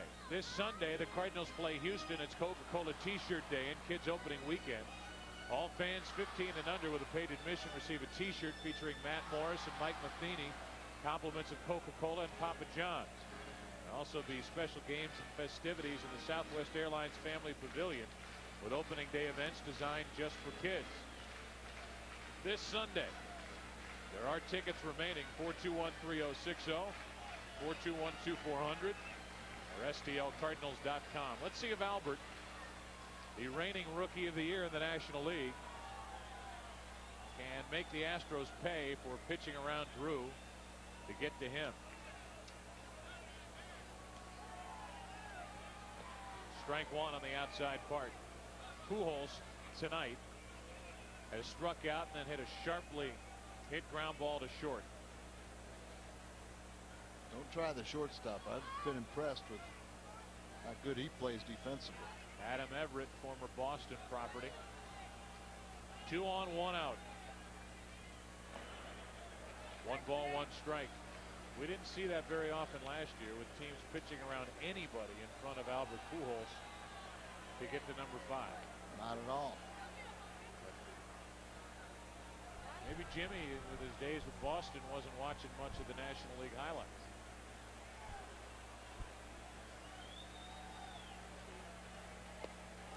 That is too far outside. They appeal. He didn't go. 2-1. I asked Jimmy Williams about managing in Astros field, and he said, I just spent 5 years in Fenway with the Green Monster. I think I'm pretty well prepared. There was one saga after another of his days with the Boston Red Sox. 2 on, 1 out, 2 balls, 1 strike. Pujols floats it foul. Joe, you touched on it. When your general manager doesn't back you, it's over. It's over, and it almost was as if Jimmy Williams was never Duquette's man. I thought Jimmy did a terrific job with those Boston teams. And what was it? In '99, I think he was the American League Manager of the Year. The year he was fired, he should have been Manager of the Year because they fell off the table after he left. With all the injuries, too. 2-2 pitch. Full count now. They were still in contention with injuries to their biggest weapons.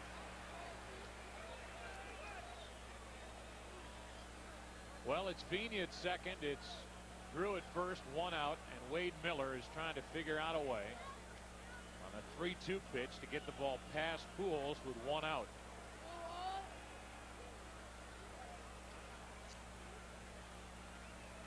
Runners are going, and a base hit into right. Pena will score. Over to third is Drew, and the Cardinals lead 4-2. Terrible throw. Good base running, and it's second and third, 1 out. That was great base running. Sometimes the game looks so easy, and one of the things you would notice as a pitcher, never get into a running count. Never get that 3-2 count where those runners can take off. Jump over here as Drew goes. Now watch here. Oquendo stops him. You walk him to get to him, and now he burns you.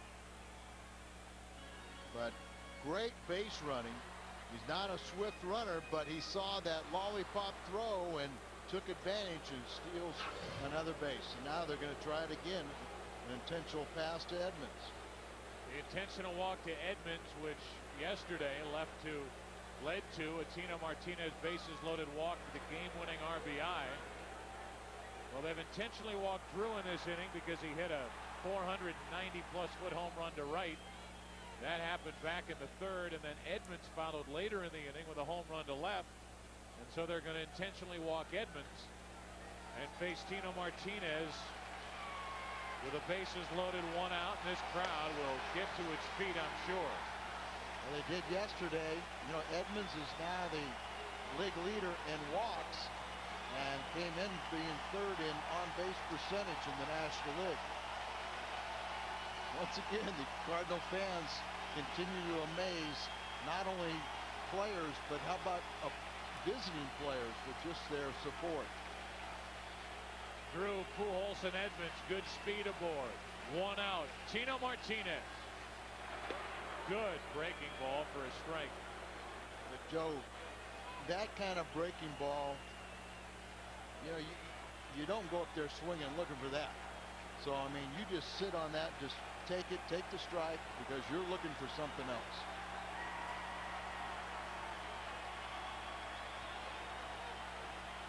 Bases loaded, 1 away.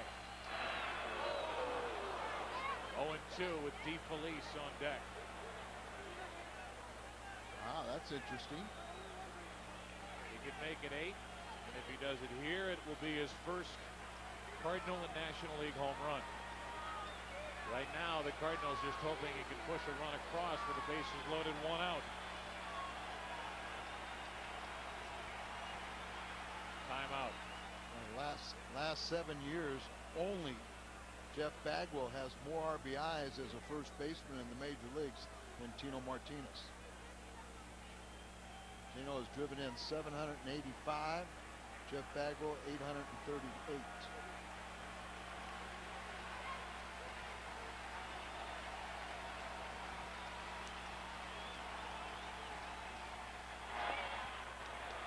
One ball, 2 strikes.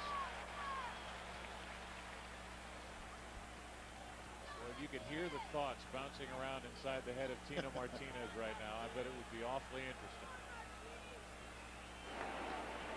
Same for Tony La Russa, who wants to get his first baseman going. It'll happen. The question is when. The Cardinals hope at 8:55 tonight. He checked it.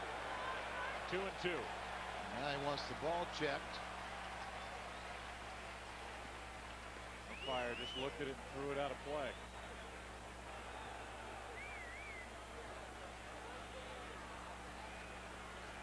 Seen some clubs attacking with fastballs inside, others off-speed pitches away.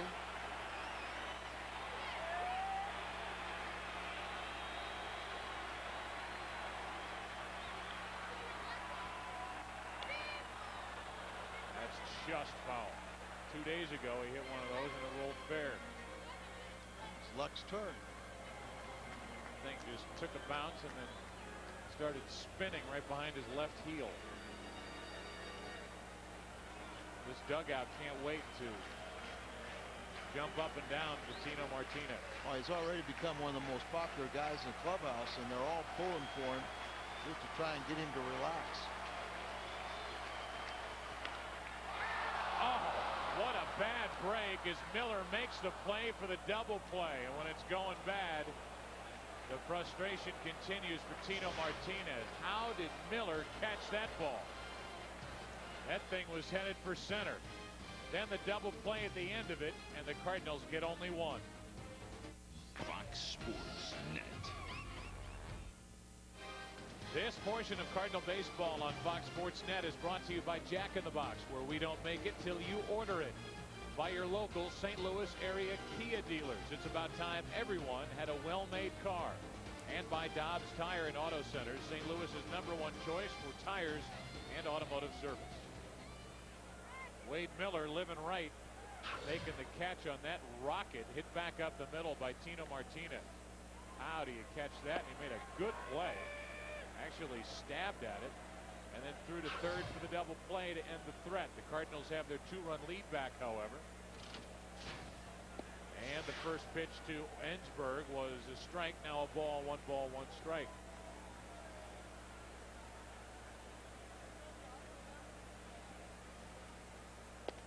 That's on the outside corner, strike 2. And if we were thinking maybe 5, and that's it for Matt Morris.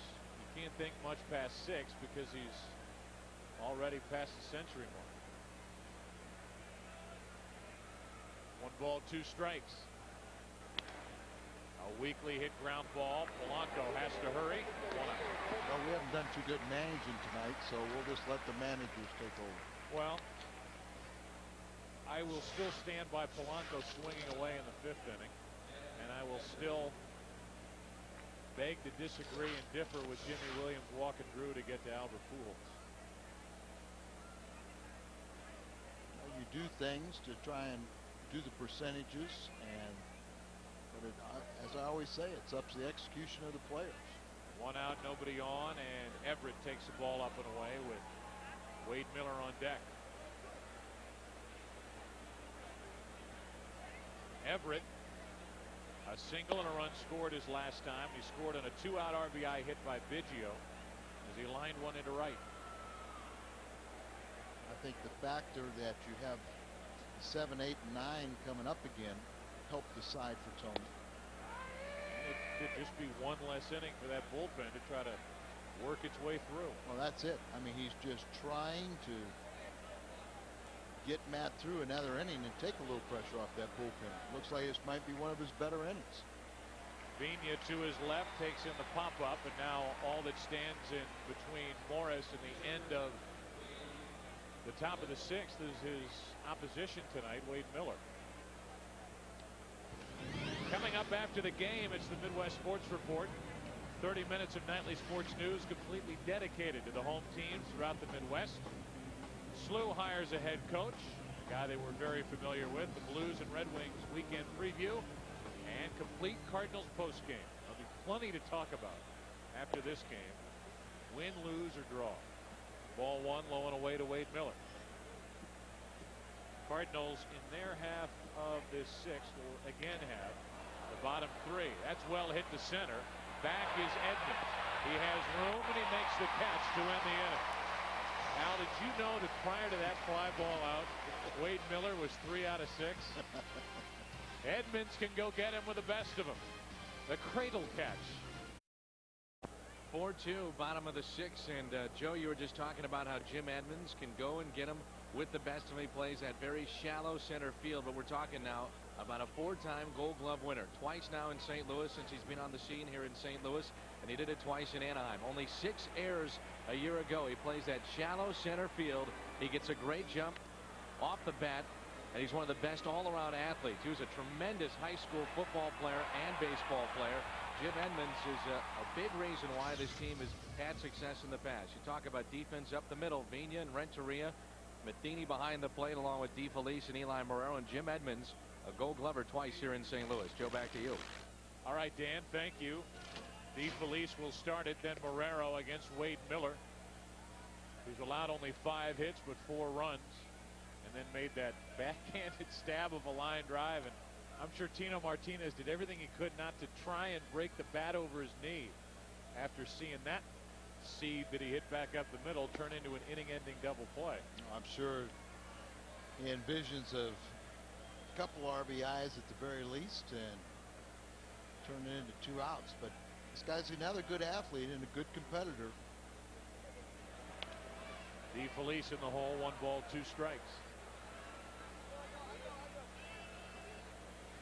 Mike is 0 for 2. Dave Veers, who worked over an inning in yesterday's game, is getting loose for the Cardinals in the pen now.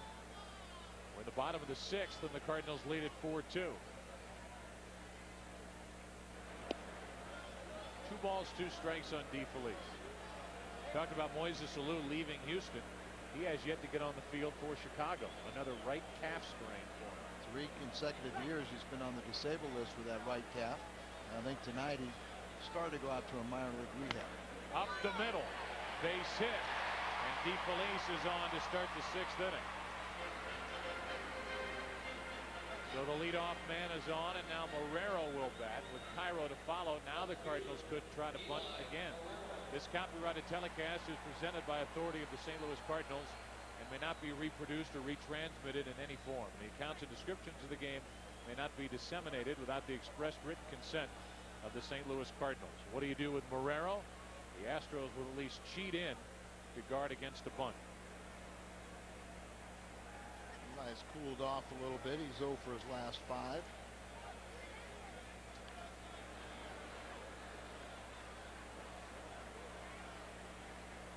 That'll be strike 1. Matt Morris will be lifted for the pinch hitter. Miguel Cairo's in the on-deck circle. And Matt ended up going 6 innings, allowing 2 runs on 6 hits. Struck out 4, walked 4, and thankfully for everyone involved, had a nice, quick, and easy top of the 6th inning against the bottom of the order. And Joe, once again, you would say he did his job and high pitch count, but gutted it out and goes into the second half of the game.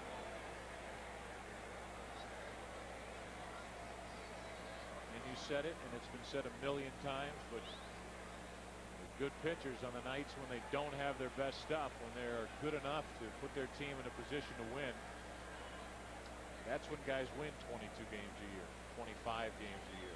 It's not that it's ever easy, but it's obviously much easier when you got your good stuff. But can you win when you don't have 100%? Base hit left field, and the first two are on. 2/3 of that three-man catching combination, DeFelice and Marrero, get back-to-back hits, and now Miguel Cairo will walk to the plate. The pitch earlier where they jammed Eli. They try to come back in there. This time his hips are a little quicker, uses the hands and pushes it through the left side. So Tony La Russa changes philosophies from the 5th to the 6th and plays it aggressively. Jimmy Williams has seen enough of Wade Miller. Miller goes 5+. Morris outlasted him tonight. Who would have thought that when we were playing back in the 3rd? So far, 4 runs on 7 hits. Miller is gone. The starter has been chased. Cairo will be at the plate with 2 on and nobody out when we come back. Well, the Cardinals are threatening here in their half of the 6th. 4-2. Cairo is going to pinch hit. Renteria has just gone in to pinch run at second base. Hey, tonight, the best damn sports show period. NASCAR on Fox's Jeff Hammonds gets us geared up for Sunday's Wisdom Cup race. Plus, 3-time Super Bowl champion Michael Irvin returns as a guest host. And when comedian Andy Dick invades the set, you never know what might happen. It's the Emmy-nominated Best Damn Sports Show period tonight at 8 p.m. and 11 p.m. right here on Fox Sports Net. There's the pinch runner for DeFelice, Edgar Renteria. Nelson Cruz will take over here. He has appeared in 3 games prior to this. 0-1, ERA at 12. Opponents batting .500, only 3 innings, 8 hits allowed, 2 home runs of those 8 hits. No walks, 1 strikeout. So he inherits a runner at first and second, nobody out, and the switch hitter, the auto tire pinch hitter, Miguel Cairo will pinch hit. You know, he has a career .387 lifetime average here at Busch Stadium. I did not realize that. You know, some guys hit 600 before they make a couple outs. That's right. Wade Miller, but we don't have to worry about him anymore. He's gone. Now it's Nelson Cruz. 2 on with nobody out, and everybody in the world expects the bunt. And the first pitch is 57.3 feet toward the plate, ball 1. Now there's a difference in the bullpen mound and then the one on the field. That's like having a different putting green Right. next to the driving range, different green than you have out on the course. You can't do that. They should do that. 2 on with nobody out, 1 ball, no strikes on Cairo. The Astros daring the Cardinals to swing the bat. And the bunt, great idea by Cairo. Out at first base. The first base umpire claiming that Biggio held his foot on the bag. He barely did, if at all. And Cairo, Al, you saw the same thing I did. He tried to push it past the charging Bagwell. Bagwell's so aggressive, he comes in here. Well, then he cuts down your margin of error. And somehow he got a little piece of it to stop it. I'm not too sure he was on the bag at first base. Tried to do everything he could to hold on, but first base umpire Chris Guccione said he stayed on. That's how you hurt your shoulder too, diving like that, try to stop the ball. So now second and third with 1 out. And here's Fernando Vina. Now you got to play your infield in. Good execution in this inning by the Cardinals after the leadoff hit by DeFelice. A hit by Marrero, good bunt by Cairo. And Vina pokes one into left. That's going to fall. That's going to score 2. Great base running by Eli. And it's 6-2 Cardinals. Right. Eli Marrero at second base really had a better read on that ball than the runner at third, Renteria. So he had a tremendous jump, and he was right on Renteria's tail. So a little clunker, and he plates two. Look at second base. Look at Marrero. He sees the ball here. He can see how far it's going over the head. He knows how far the left fielder's back, and he just races around with a great read. A couple of terrific views of the base running skills of Marrero, who nearly tripped around the third base bag. And now it's still only one out. Vina at first, and the batter is Polanco, as the Cardinals have a 4-run lead. A little credit to Cairo, getting that bunt down and advancing both runners. A very well thought out bunt as well. He Yep. didn't luck into a good bunt. He had an idea, and he almost accomplished a hit by pushing it past Bagwell. They guess right again. The throw, again it's low, but out as Vina goes in heavy at second base. And hopefully he didn't hurt his wrist or hand. He knows the ball's going to beat him, and slides very hard and jammed it, not only the hand but into that bag, and he may be hurting a little bit. Sure, the training staff will go check on him. The crowd appreciates the effort. Ball two now on Polanco, and he went in hot and heavy at second base. Oh. And then immediately checked the two smallest fingers on his right hand. The 2-0. 2 balls and a strike on Polanco. That was the first time this season that a Cardinal base runner's been thrown out. They've been successful the first 12 times, and now Vina is 4 out of 5. 2 out, bases empty, 2 balls and a strike. 3 balls and a strike. Everybody talks about the last 2 guys in the Astros bullpen. Billy Wagner, their terrific closer, and Octavio Dotel, their flame-throwing right-handed setup man. But getting to those guys can be a difficult proposition for the Astros as they check the right pinky of Vina. And Polanco draws a 2-out walk. The crowd already saluting J.D. Drew, who has hit a monstrous 2-run home run, but intentionally passed and flied out to right. Joe, we talked about in the first series against Colorado how the team had a patient approach up there, made the opposing starter throw so many pitches, got rid of the starter, and got into the vulnerable part of the bullpen. And that's a good plan for the Astros too. 1 on, 2 out. Drew let up in there for strike 1.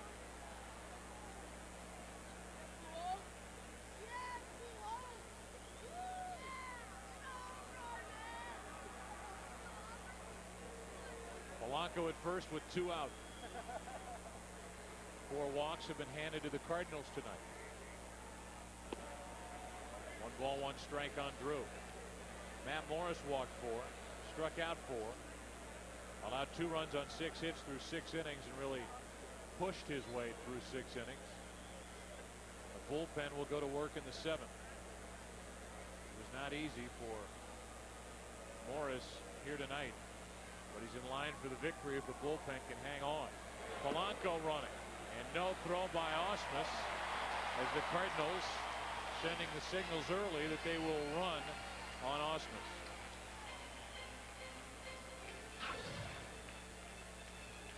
See a high leg kick by Cruz, and ball was down, and Ausmus said, well, I'll just put it in my pocket. Looked like he didn't have the good grip on it either. Number 1 for Polanco, and he's at second with 2 out for Drew. That's foul. That had a weird sound to it. Drew checks his bat, but evidently doesn't think there's a crack in it. I hit it either on the handle or off the end of the bat. I think it was up more off the end. Runner at second, 2 out, 2 balls, 2 strikes. JD. Out of the way of an 89-mile-an-hour fastball. It's a full count with Albert on deck.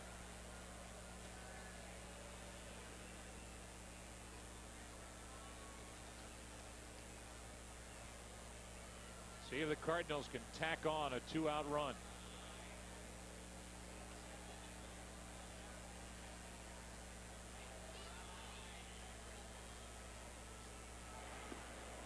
That'll put 2 on with 2 out for Pujols. I started to read one of the email questions a while ago, and it was how many Cardinal players have hit for the cycle. The answer is 14 players. It's been done 15 times. Who did it twice? My favorite guy, and I can't claim to have watched him much as a player. Stan Musial. When I was a kid. Nope. Red? Nope. Lou Brock. Nope. Kenny Boyer. Kenny Boyer. Had Kenny as a manager at Little Rock. Boy, what the captain. 2 on, 2 out. Albert Pujols. A check swing, ground ball to Bagwell. Got cheated out of a swing there, and the inning is over. The Cardinals come up with 2 runs. They do so on 3 hits. They strand 2, have left 7. Inning number 7 now, and the Cardinals lead by 4. Watching Fox Sports Net. A 4-run Cardinal lead, 6-2, as we go to the final third of this game. Top of the 7th inning. Cardinal fans, Saturday, April 13th. That's tomorrow. The Cardinals play the Astros. McDonald's Autograph Ball Day and Kids Opening Weekend. All fans 15 and under with a paid admission receive an autograph ball featuring the signatures of the 2002 Cardinals team, compliments of McDonald's, and then at Southwest Airlines Family Pavilion action with special games and festivities designed just for kids. That's tomorrow. It is a 1:10 start, and it'll be Darryl Kyle against Roy Oswalt. There are tickets remaining. 421-2400 or STLCardinals.com.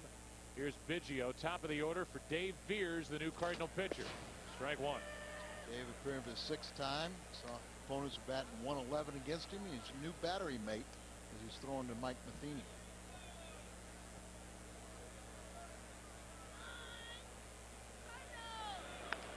Plunker. Tough play and a weird hop, and Polanco makes it 1 out. You know, Polanco, wherever you put him, he's going to be very steady. Only 4 errors last year at third base, and then he had 210 chances at short and second and didn't make a miscue. So sound fundamentally, keeps that glove down, and arm strong enough where he can, but he's just fundamentally, he's just very sound, knows how to play the game and play it right. 1 out, nobody on. Here's Ausmus. And a ball up and in from Veers, who had a very good 8th inning yesterday. Went through the heart of the Milwaukee lineup with the Cardinals tied at the time. Then the Cardinals got the lead on the bases loaded walk to Martinez in the bottom of the 8th. And Veers came out, walked the first 2, but then got a big out as Loretta first showed bunt, then lined out to left. Line came on to strike out Hernandez and Eric Young, and the Cardinals won it for the 3rd consecutive game, 6-5. And Veers got the win. He's 2-0. 2-1 on Ausmus with Bagwell next.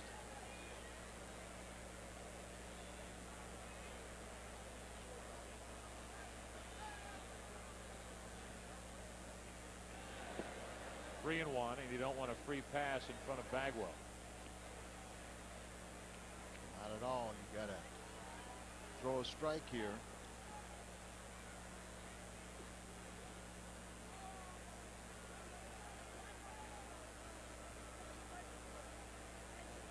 The 3-1 pitch. Full count. Michael Looney from Pocahontas, Arkansas asks, has anyone ever been seriously injured by a broken bat? And the answer is yes. A couple years ago we were here and Hal Morris was in the on-deck circle for Cincinnati, got hit by a broken bat and went on the DL. I remember catchers all had that flap now.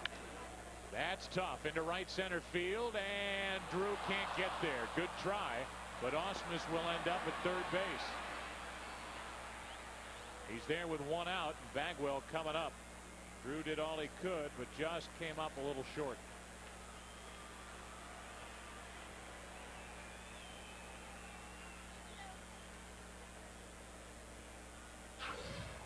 Ausmus sprays the ball around pretty good. Ball down and away. And JD dives for it, and just underneath his glove, Edmonds backs up the play, but not before the triple. And with an RBI machine at the plate, this is as close to automatic as they get. Well, Bagwell with the infield loaded up on the left side can add to his RBI total, which is 3. Wow. Very good fastball from Veers up and in. Up and in. That was the whole key.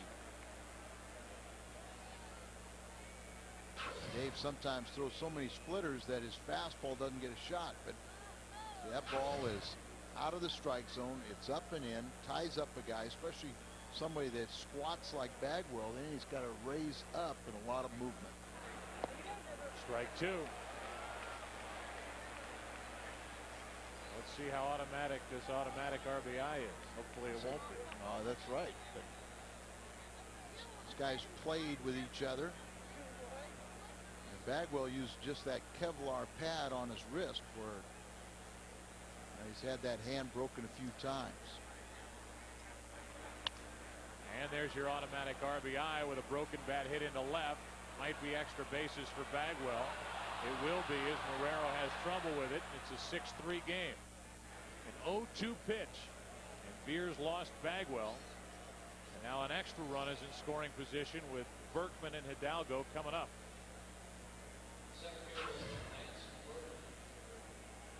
Oh, 2 and a little bit too much of the plate. He broke his bat, but this guy makes the plays. They did not score an error on Marrero. Figured down in the left field corner there he was going to get to second base either way. Here's Berkman. He could make it a 2-run game or a 1-run game with a home run. He's already hit 4 home runs.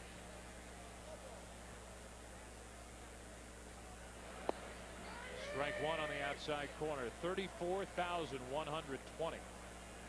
Paid to watch this one, and it's been a good game. Cardinals fell behind in the top of the 3rd, but came back with 3 in the 3rd and have not trailed since.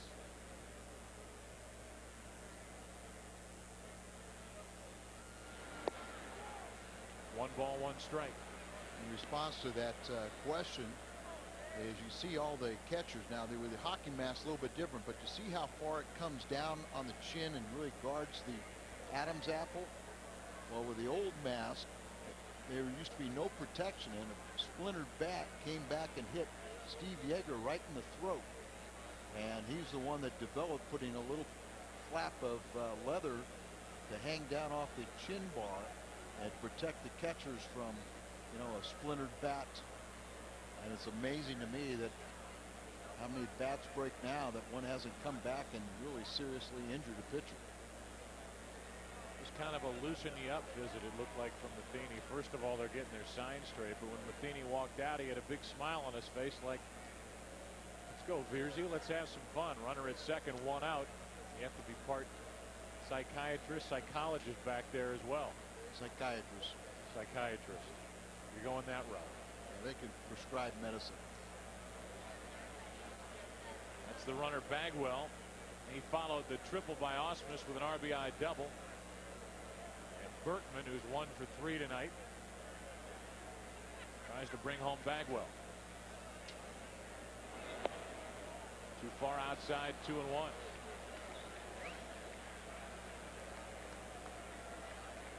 Veers has this hitter Berkman, and then Hidalgo. And with Ward lurking in the hole right now, Steve Klein is getting loose for the Cardinals in the bullpen. They've been using Carlos Hernandez, one of their starters, out of their bullpen because they only have 1 left to play. There's a big out on 2-1. Who's going to be underneath it when it comes down? Polanco. Let him have it. 2 gone. Breathe a sigh of relief when that guy, Berkman, makes an out.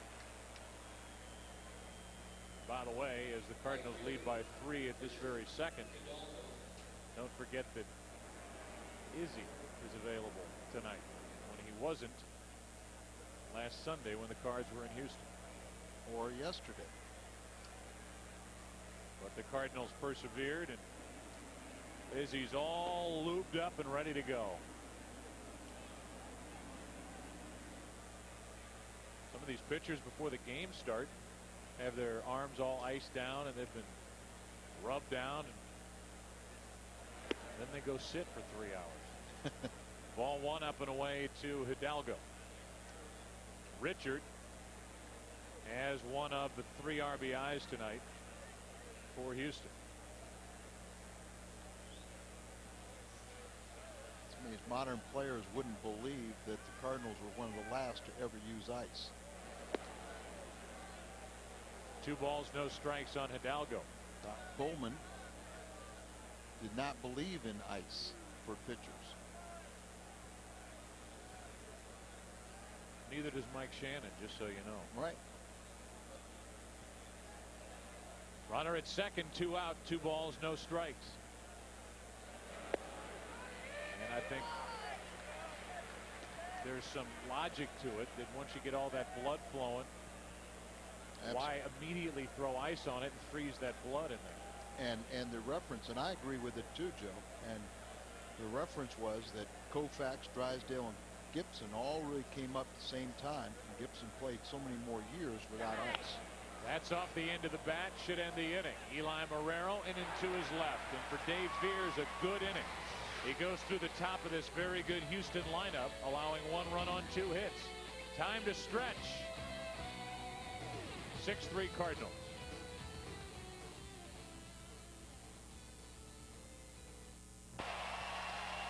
That little group of kids just saying, take me out to the ball game. That was neat. A nice touch. 7th inning stretch time. And we congratulate Carolyn Mannion, today's merchandise prize winner in the Hyundai Long Drive Inning Sweepstakes. If a Cardinal hits a home run in this 7th, Carolyn Mannion will qualify for the grand prize drawing for a Hyundai Santa Fe at the end of the season. To register, visit a St. Louis area Hyundai dealer to complete an entry form. We've got to get the name of that group. We will. Cardinal fans, on Friday, May 3rd, the Cardinals play the Braves. It's the Shane Company Mousepad night. First 25,000 fans 16 and over with a paid admission receive a Cardinals Mousepad courtesy of the Shane Company. That's Friday, May 3rd, when the Cards come home to battle the Braves. 314-421-3060. Log on to STLCardinals.com. And the poor guy gets shown on television every time we talk about mouse pads. I don't get it. I don't want to understand it. I'll just let it happen. One of their starters, Carlos Hernandez, will come on to pitch, and he will deal with some lefties. Edmonds, Martinez, the first 2 hitters for this spot starter for Houston. Appearing in 5 games previously, has made a start.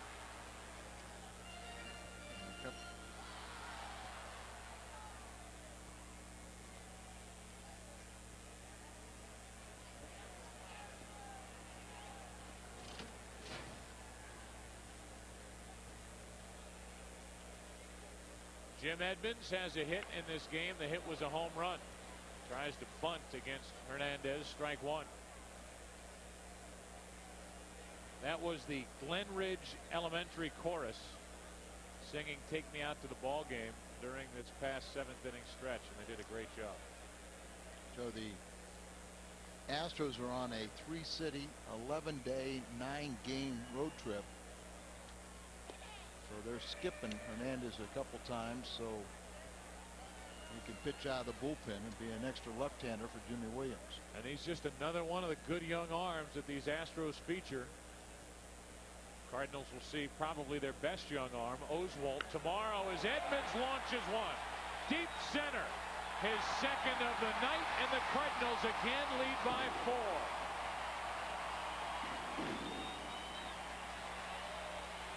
Home runs for Edmonds tonight, and That gives him, what, 12 and 2 years plus against the Astros pitching? That's amazing. He hit 500 in the series last weekend in Houston.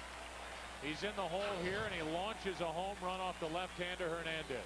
Got 4 in the year, and all 4 have come against the Astros.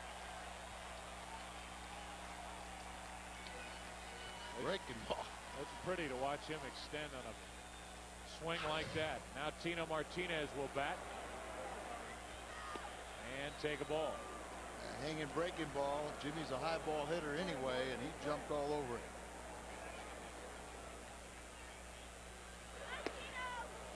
One ball, one strike on Tino Martinez, who caught a bad break his last time up when he lined into a 1-5 double play with the bases loaded to end the 5th.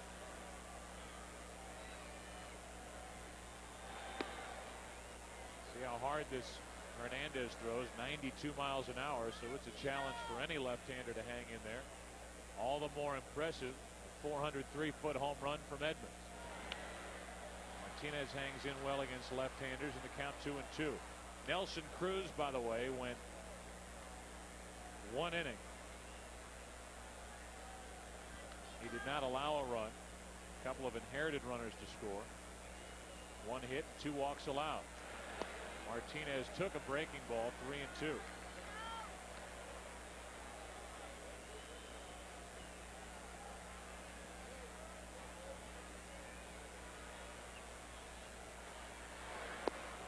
That's low, and the walk puts Martinez on with nobody out here in the 7th.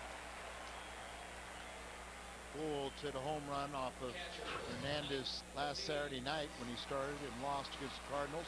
Here Jim Edmonds greets him with a round tripper. You earn it when you hit it out there to dead center field.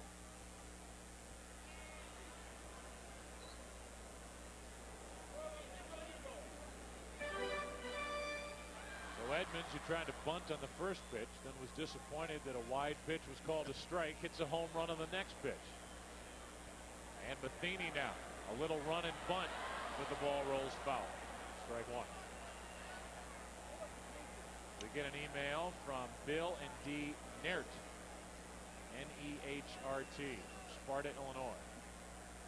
How about this for a change? Have a senior citizen bat person day at the ballpark. I'm sure there's plenty of guys and gals 50 plus who would love a chance to be a bat person. They do that out in San Francisco. Yes, they do. And sometimes with comical results. The insurance rates might be a little higher. And believe me, I say that fully knowing that if a line drive came shooting my way, I'd be diving out of the way as well. Base hit by Matheny. Going first to third is Tino Martinez. He is going to be held at third on a double by Matheny, and the Cardinals threaten to blow it open here in the 7th inning. Mike had a big day yesterday with a bat. Now he's 1 for 1 tonight. Nice piece of hitting right here. Just look at this. Just trying to make contact, slicing it down there, but you see his whole approach was to hit to right field. Karam's off that side, and then Hidalgo slips out there, and there was maybe some thought of trying to send Martinez, but with nobody out, give Eli a golden opportunity. And it won't be against Carlos Hernandez, who doesn't record an out. He allows 2 hits and a walk. And we will have another pitching change. So Hernandez is gone. He leaves with runners at second and third, nobody out, and the Cardinals up 4. Half game up on Cincinnati. The Pirates are now a full game back, and we'll see how far they slide in the next couple of weeks. The Astros are under 500, 2 games out. The Cubs winners today, and the Brewers are 2-7, 4 games out.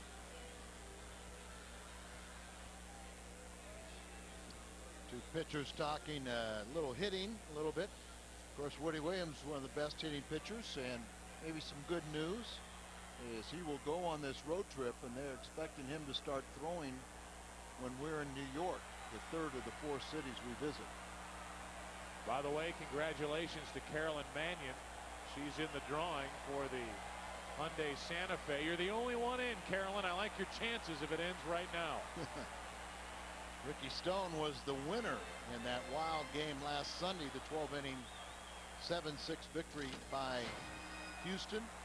Pitched 8 minor league seasons and made his first major league appearance last year with Houston, recording no decision. Eli Marrero with the infield in, takes low for a ball. We've had over 1,600 emails, Al Robaski. You gonna stay here and answer them all? Well, we've got to reply to our icing question. Second and third, nobody out. And Marrero pops it back here. It might come in here. And they count 1-1. And our reply? Curtis Stelzer. Beyonce says that after a few minutes of icing, the blood returns to the area. That's why the skin appears red. So it's not like the blood leaves that area entirely. As Marrero slashes one foul and almost took the foot of Dave McKay with it. I'll tell you what the reverse is. The milking process was more of, instead of ice, use heat. But massage, where you would take your pitching arm, you'd put it, if you're laying down, you'd elevate it, put it in a sling or something where you hold it with your fingertips, and then milk down and try to take all the blood and get it down through the trunk of the body instead of coagulating around the elbow. Marrero strikes out as Ricky Stone comes in and gets a much-needed strikeout for Houston as the Astros are trying to hang in this game. And now Eduardo Perez had been in the on-deck circle. Will be replaced by Kerry Robinson as the bottom fell out of that pitch from Ricky Stone. Yeah, we saw Ricky Stone has a pretty good fork ball, split finger pitch. And you keep it there, he'd do some damage with it. Our Auto Tire pinch hitter, Kerry Robinson. And the infield has to come in. Runner at third, Martinez. Runner at second, Mike Matheny. Cardinals up by 4 here in the bottom of the 7th, and Kerry Robinson trying to add to that lead. Robinson, no RBIs this season, 2 out of 11. Good block by Ausmus, ball 1. Ausmus won the Gold Glove last year in the National League. We know what we think of Matheny and his defensive ability, but I think he may not have played enough. He saved that with his right arm. Yeah, with his bare hand.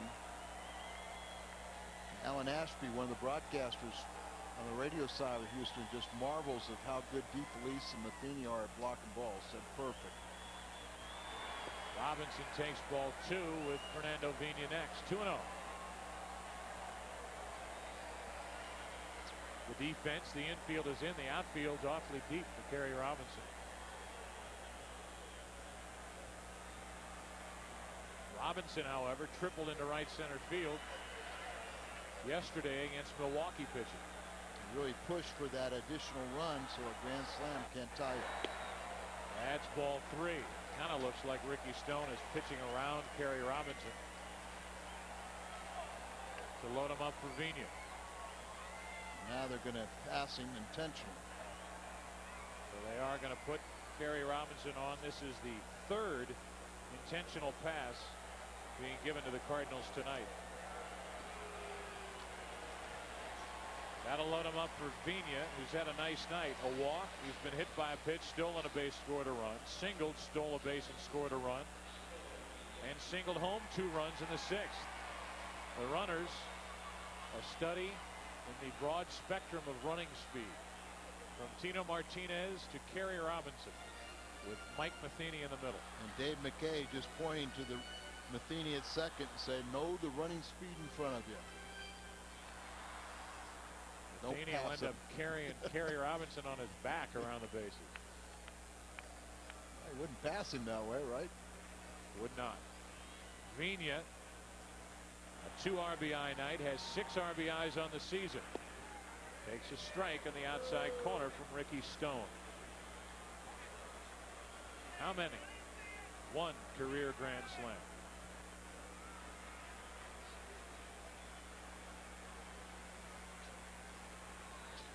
Cardinals have hit 12 home runs now this season.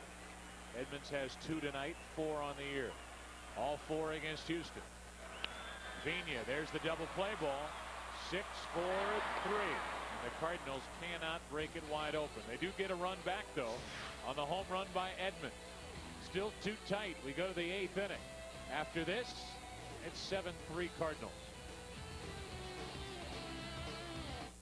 You can get the best deals of the season on ZX2 at your Quality Ford store. Qualified buyers get low 0.0% APR financing or $2,000 cash back plus 6 months of gasoline at no extra charge. Ford is the official car and truck of the St. Louis Cardinals.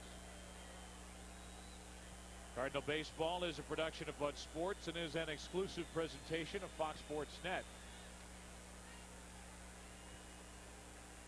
Steve Klein is the 3rd pitcher of the night for the Cardinals. Morris, Beers, Klein. Steve Klein picked up his first save yesterday, punching out the 2 men he faced to close out the game. And at this rate, when we reach 100 games, he will be in his 80th. Hard hit, but right at Tino Martinez. Looked like he fielded that ball off his wrist. 1 out. In the category of, well, he's had over 24 hours to rest for this.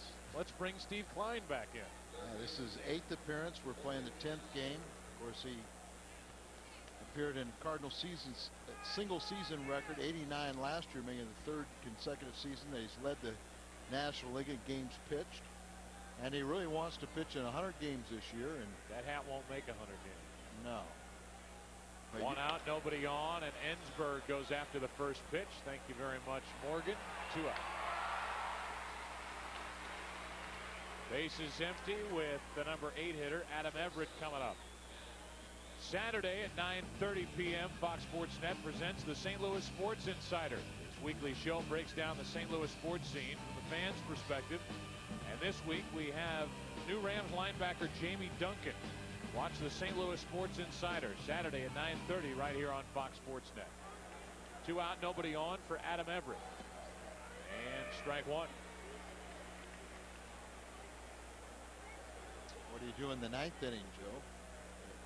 This is not a save situation. Yeah, well, I'd make pretend it was with those guys lurking.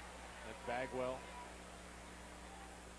Don't forget, you can have a replica hat, although that thing's tough to replicate. They've done their best. May 17th is T-shirt night. May 19th is Steve Klein. Have a 1-2-3 inning in the 8th and get your free hat day. He made that look easy. Bottom of the 8th, Cardinals bat. They're up 4. This portion of Cardinal baseball on Fox Sports Net is brought to you by Southwest Airlines, bringing people together with lower fares. By Steak and Shake, famous for steak burgers. And by Lowe's, improving home improvement. Down below, inside Busch Stadium, young and old enjoying the Cardinals and Astros. 7-3 St. Louis. We go to the bottom of the 8th. And the new pitcher is the closer for the Astros. The guy who hasn't had a save opportunity yet, Billy Wagner. They haven't had one for their staff, or at least for Wagner and Dotel. The 0-1. 1 ball, 1 strike from the little flame-throwing left-hander. 277, 146 saves. Arm surgery. And Polanco greets him with a floater into left for a leadoff hit. Joe, unlike Billy Wagner numbers, the National League is batting .429 before that base hit. He's only thrown 4 innings, 6 hits, 3 runs, and only 2 strikeouts. And remember, the Cardinals got a couple runs off of him on Sunday to take that 3-run lead into the 9th.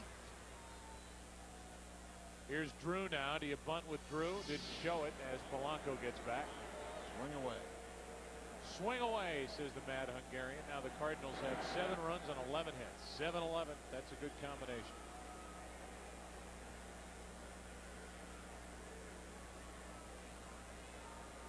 (7-3) Cardinals in the bottom half of the 8th. We get an email from Stephen Emmerich. Springfield, Illinois. Is the Houston Astrodome still standing? You were just there. Did you see it? Yes, we did. They got the new football stadium on the parking lot, but the dome is still there. I offered free food for anybody who walked through the doors at a certain restaurant in Clayton if the game ended 6-5 tonight, but I'm clear now. Remember when I did that? No.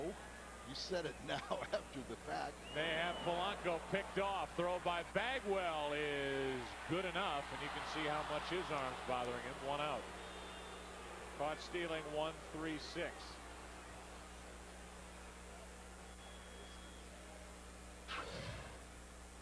Picked him off. There's the wide throw, but enough to get back and at least sell it to the home or the second base umpire, Dale Scott.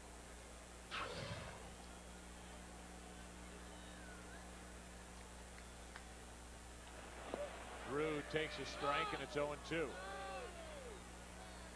got a note from some people from Springfield. Chris, Melissa, and Janet Boyer. They're celebrating Chris's first 300 game of bowling last night. They were looking for a Cardinal victory. I also say they have Janice Robinson with us, but she's a Cub fan. They're hoping to change her loyalties after a few drinks.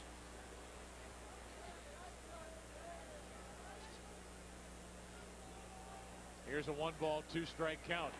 Drew strikes out, 2 gone.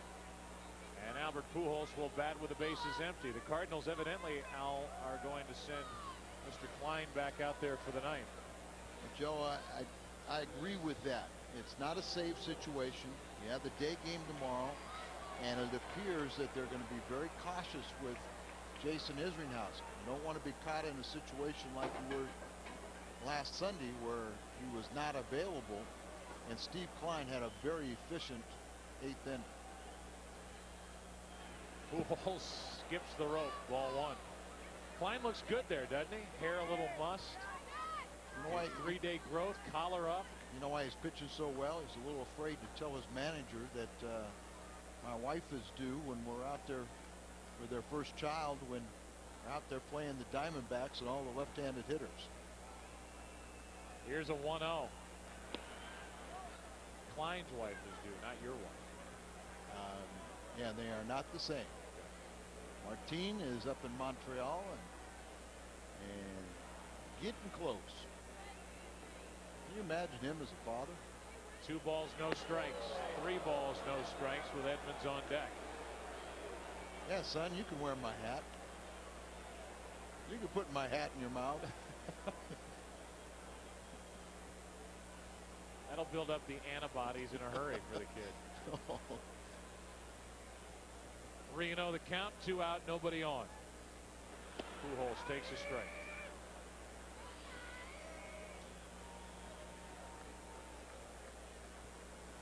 Edmonds would be next, and Edmonds is at a 2-homer night plus a walk. He's set up inside, and Pujols fights it off. Good swing.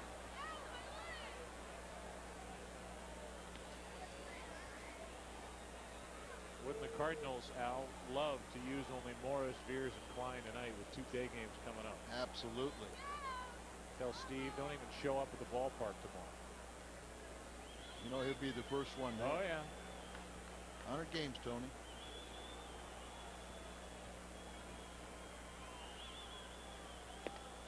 Got him on the inside corner. Pujols did not like the call. Wagner and the Astros did, and that sends this game into the 9th inning. The Astros will have the 9-1-2 hitters. They trail by 4. Baseball on Fox Sports Net was brought to you by Budweiser, who salutes America's designated drivers. We all make a difference. Speaking of that, we wish the Greenville High School junior class the game tonight a safe trip home as Steve Klein tries to give the Cardinals a safe ride through the top of the 9th inning.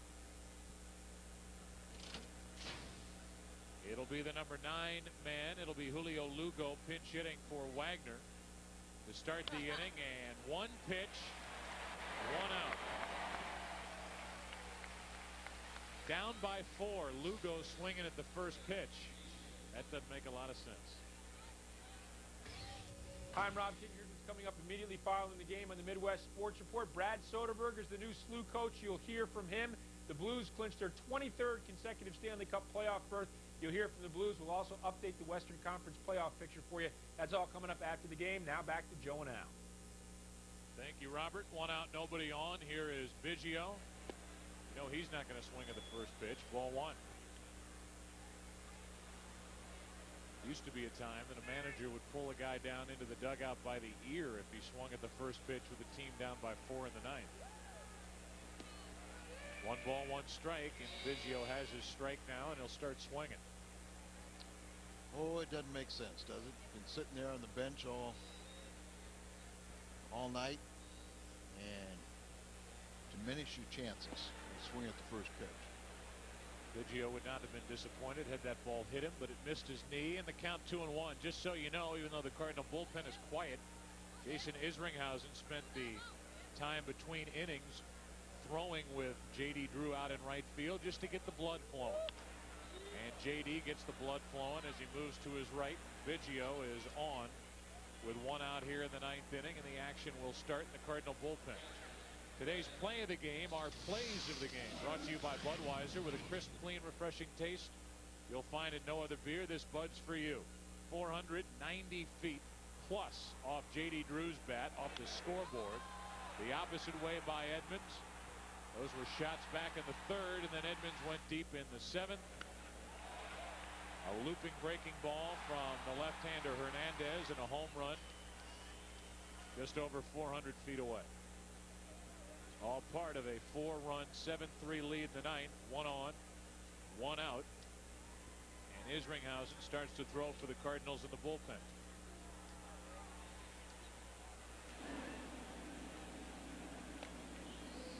Ausmus now, the number 2 spot. See a little rollover 6-4-3. I would love that. Might hit it to Pujols. Strike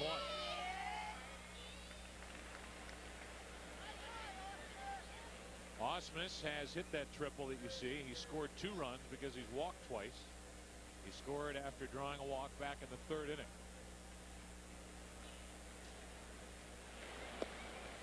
One ball, 1 strike.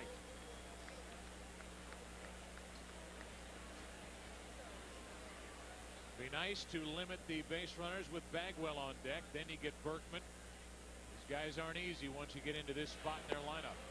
Oh, just low. 2-1.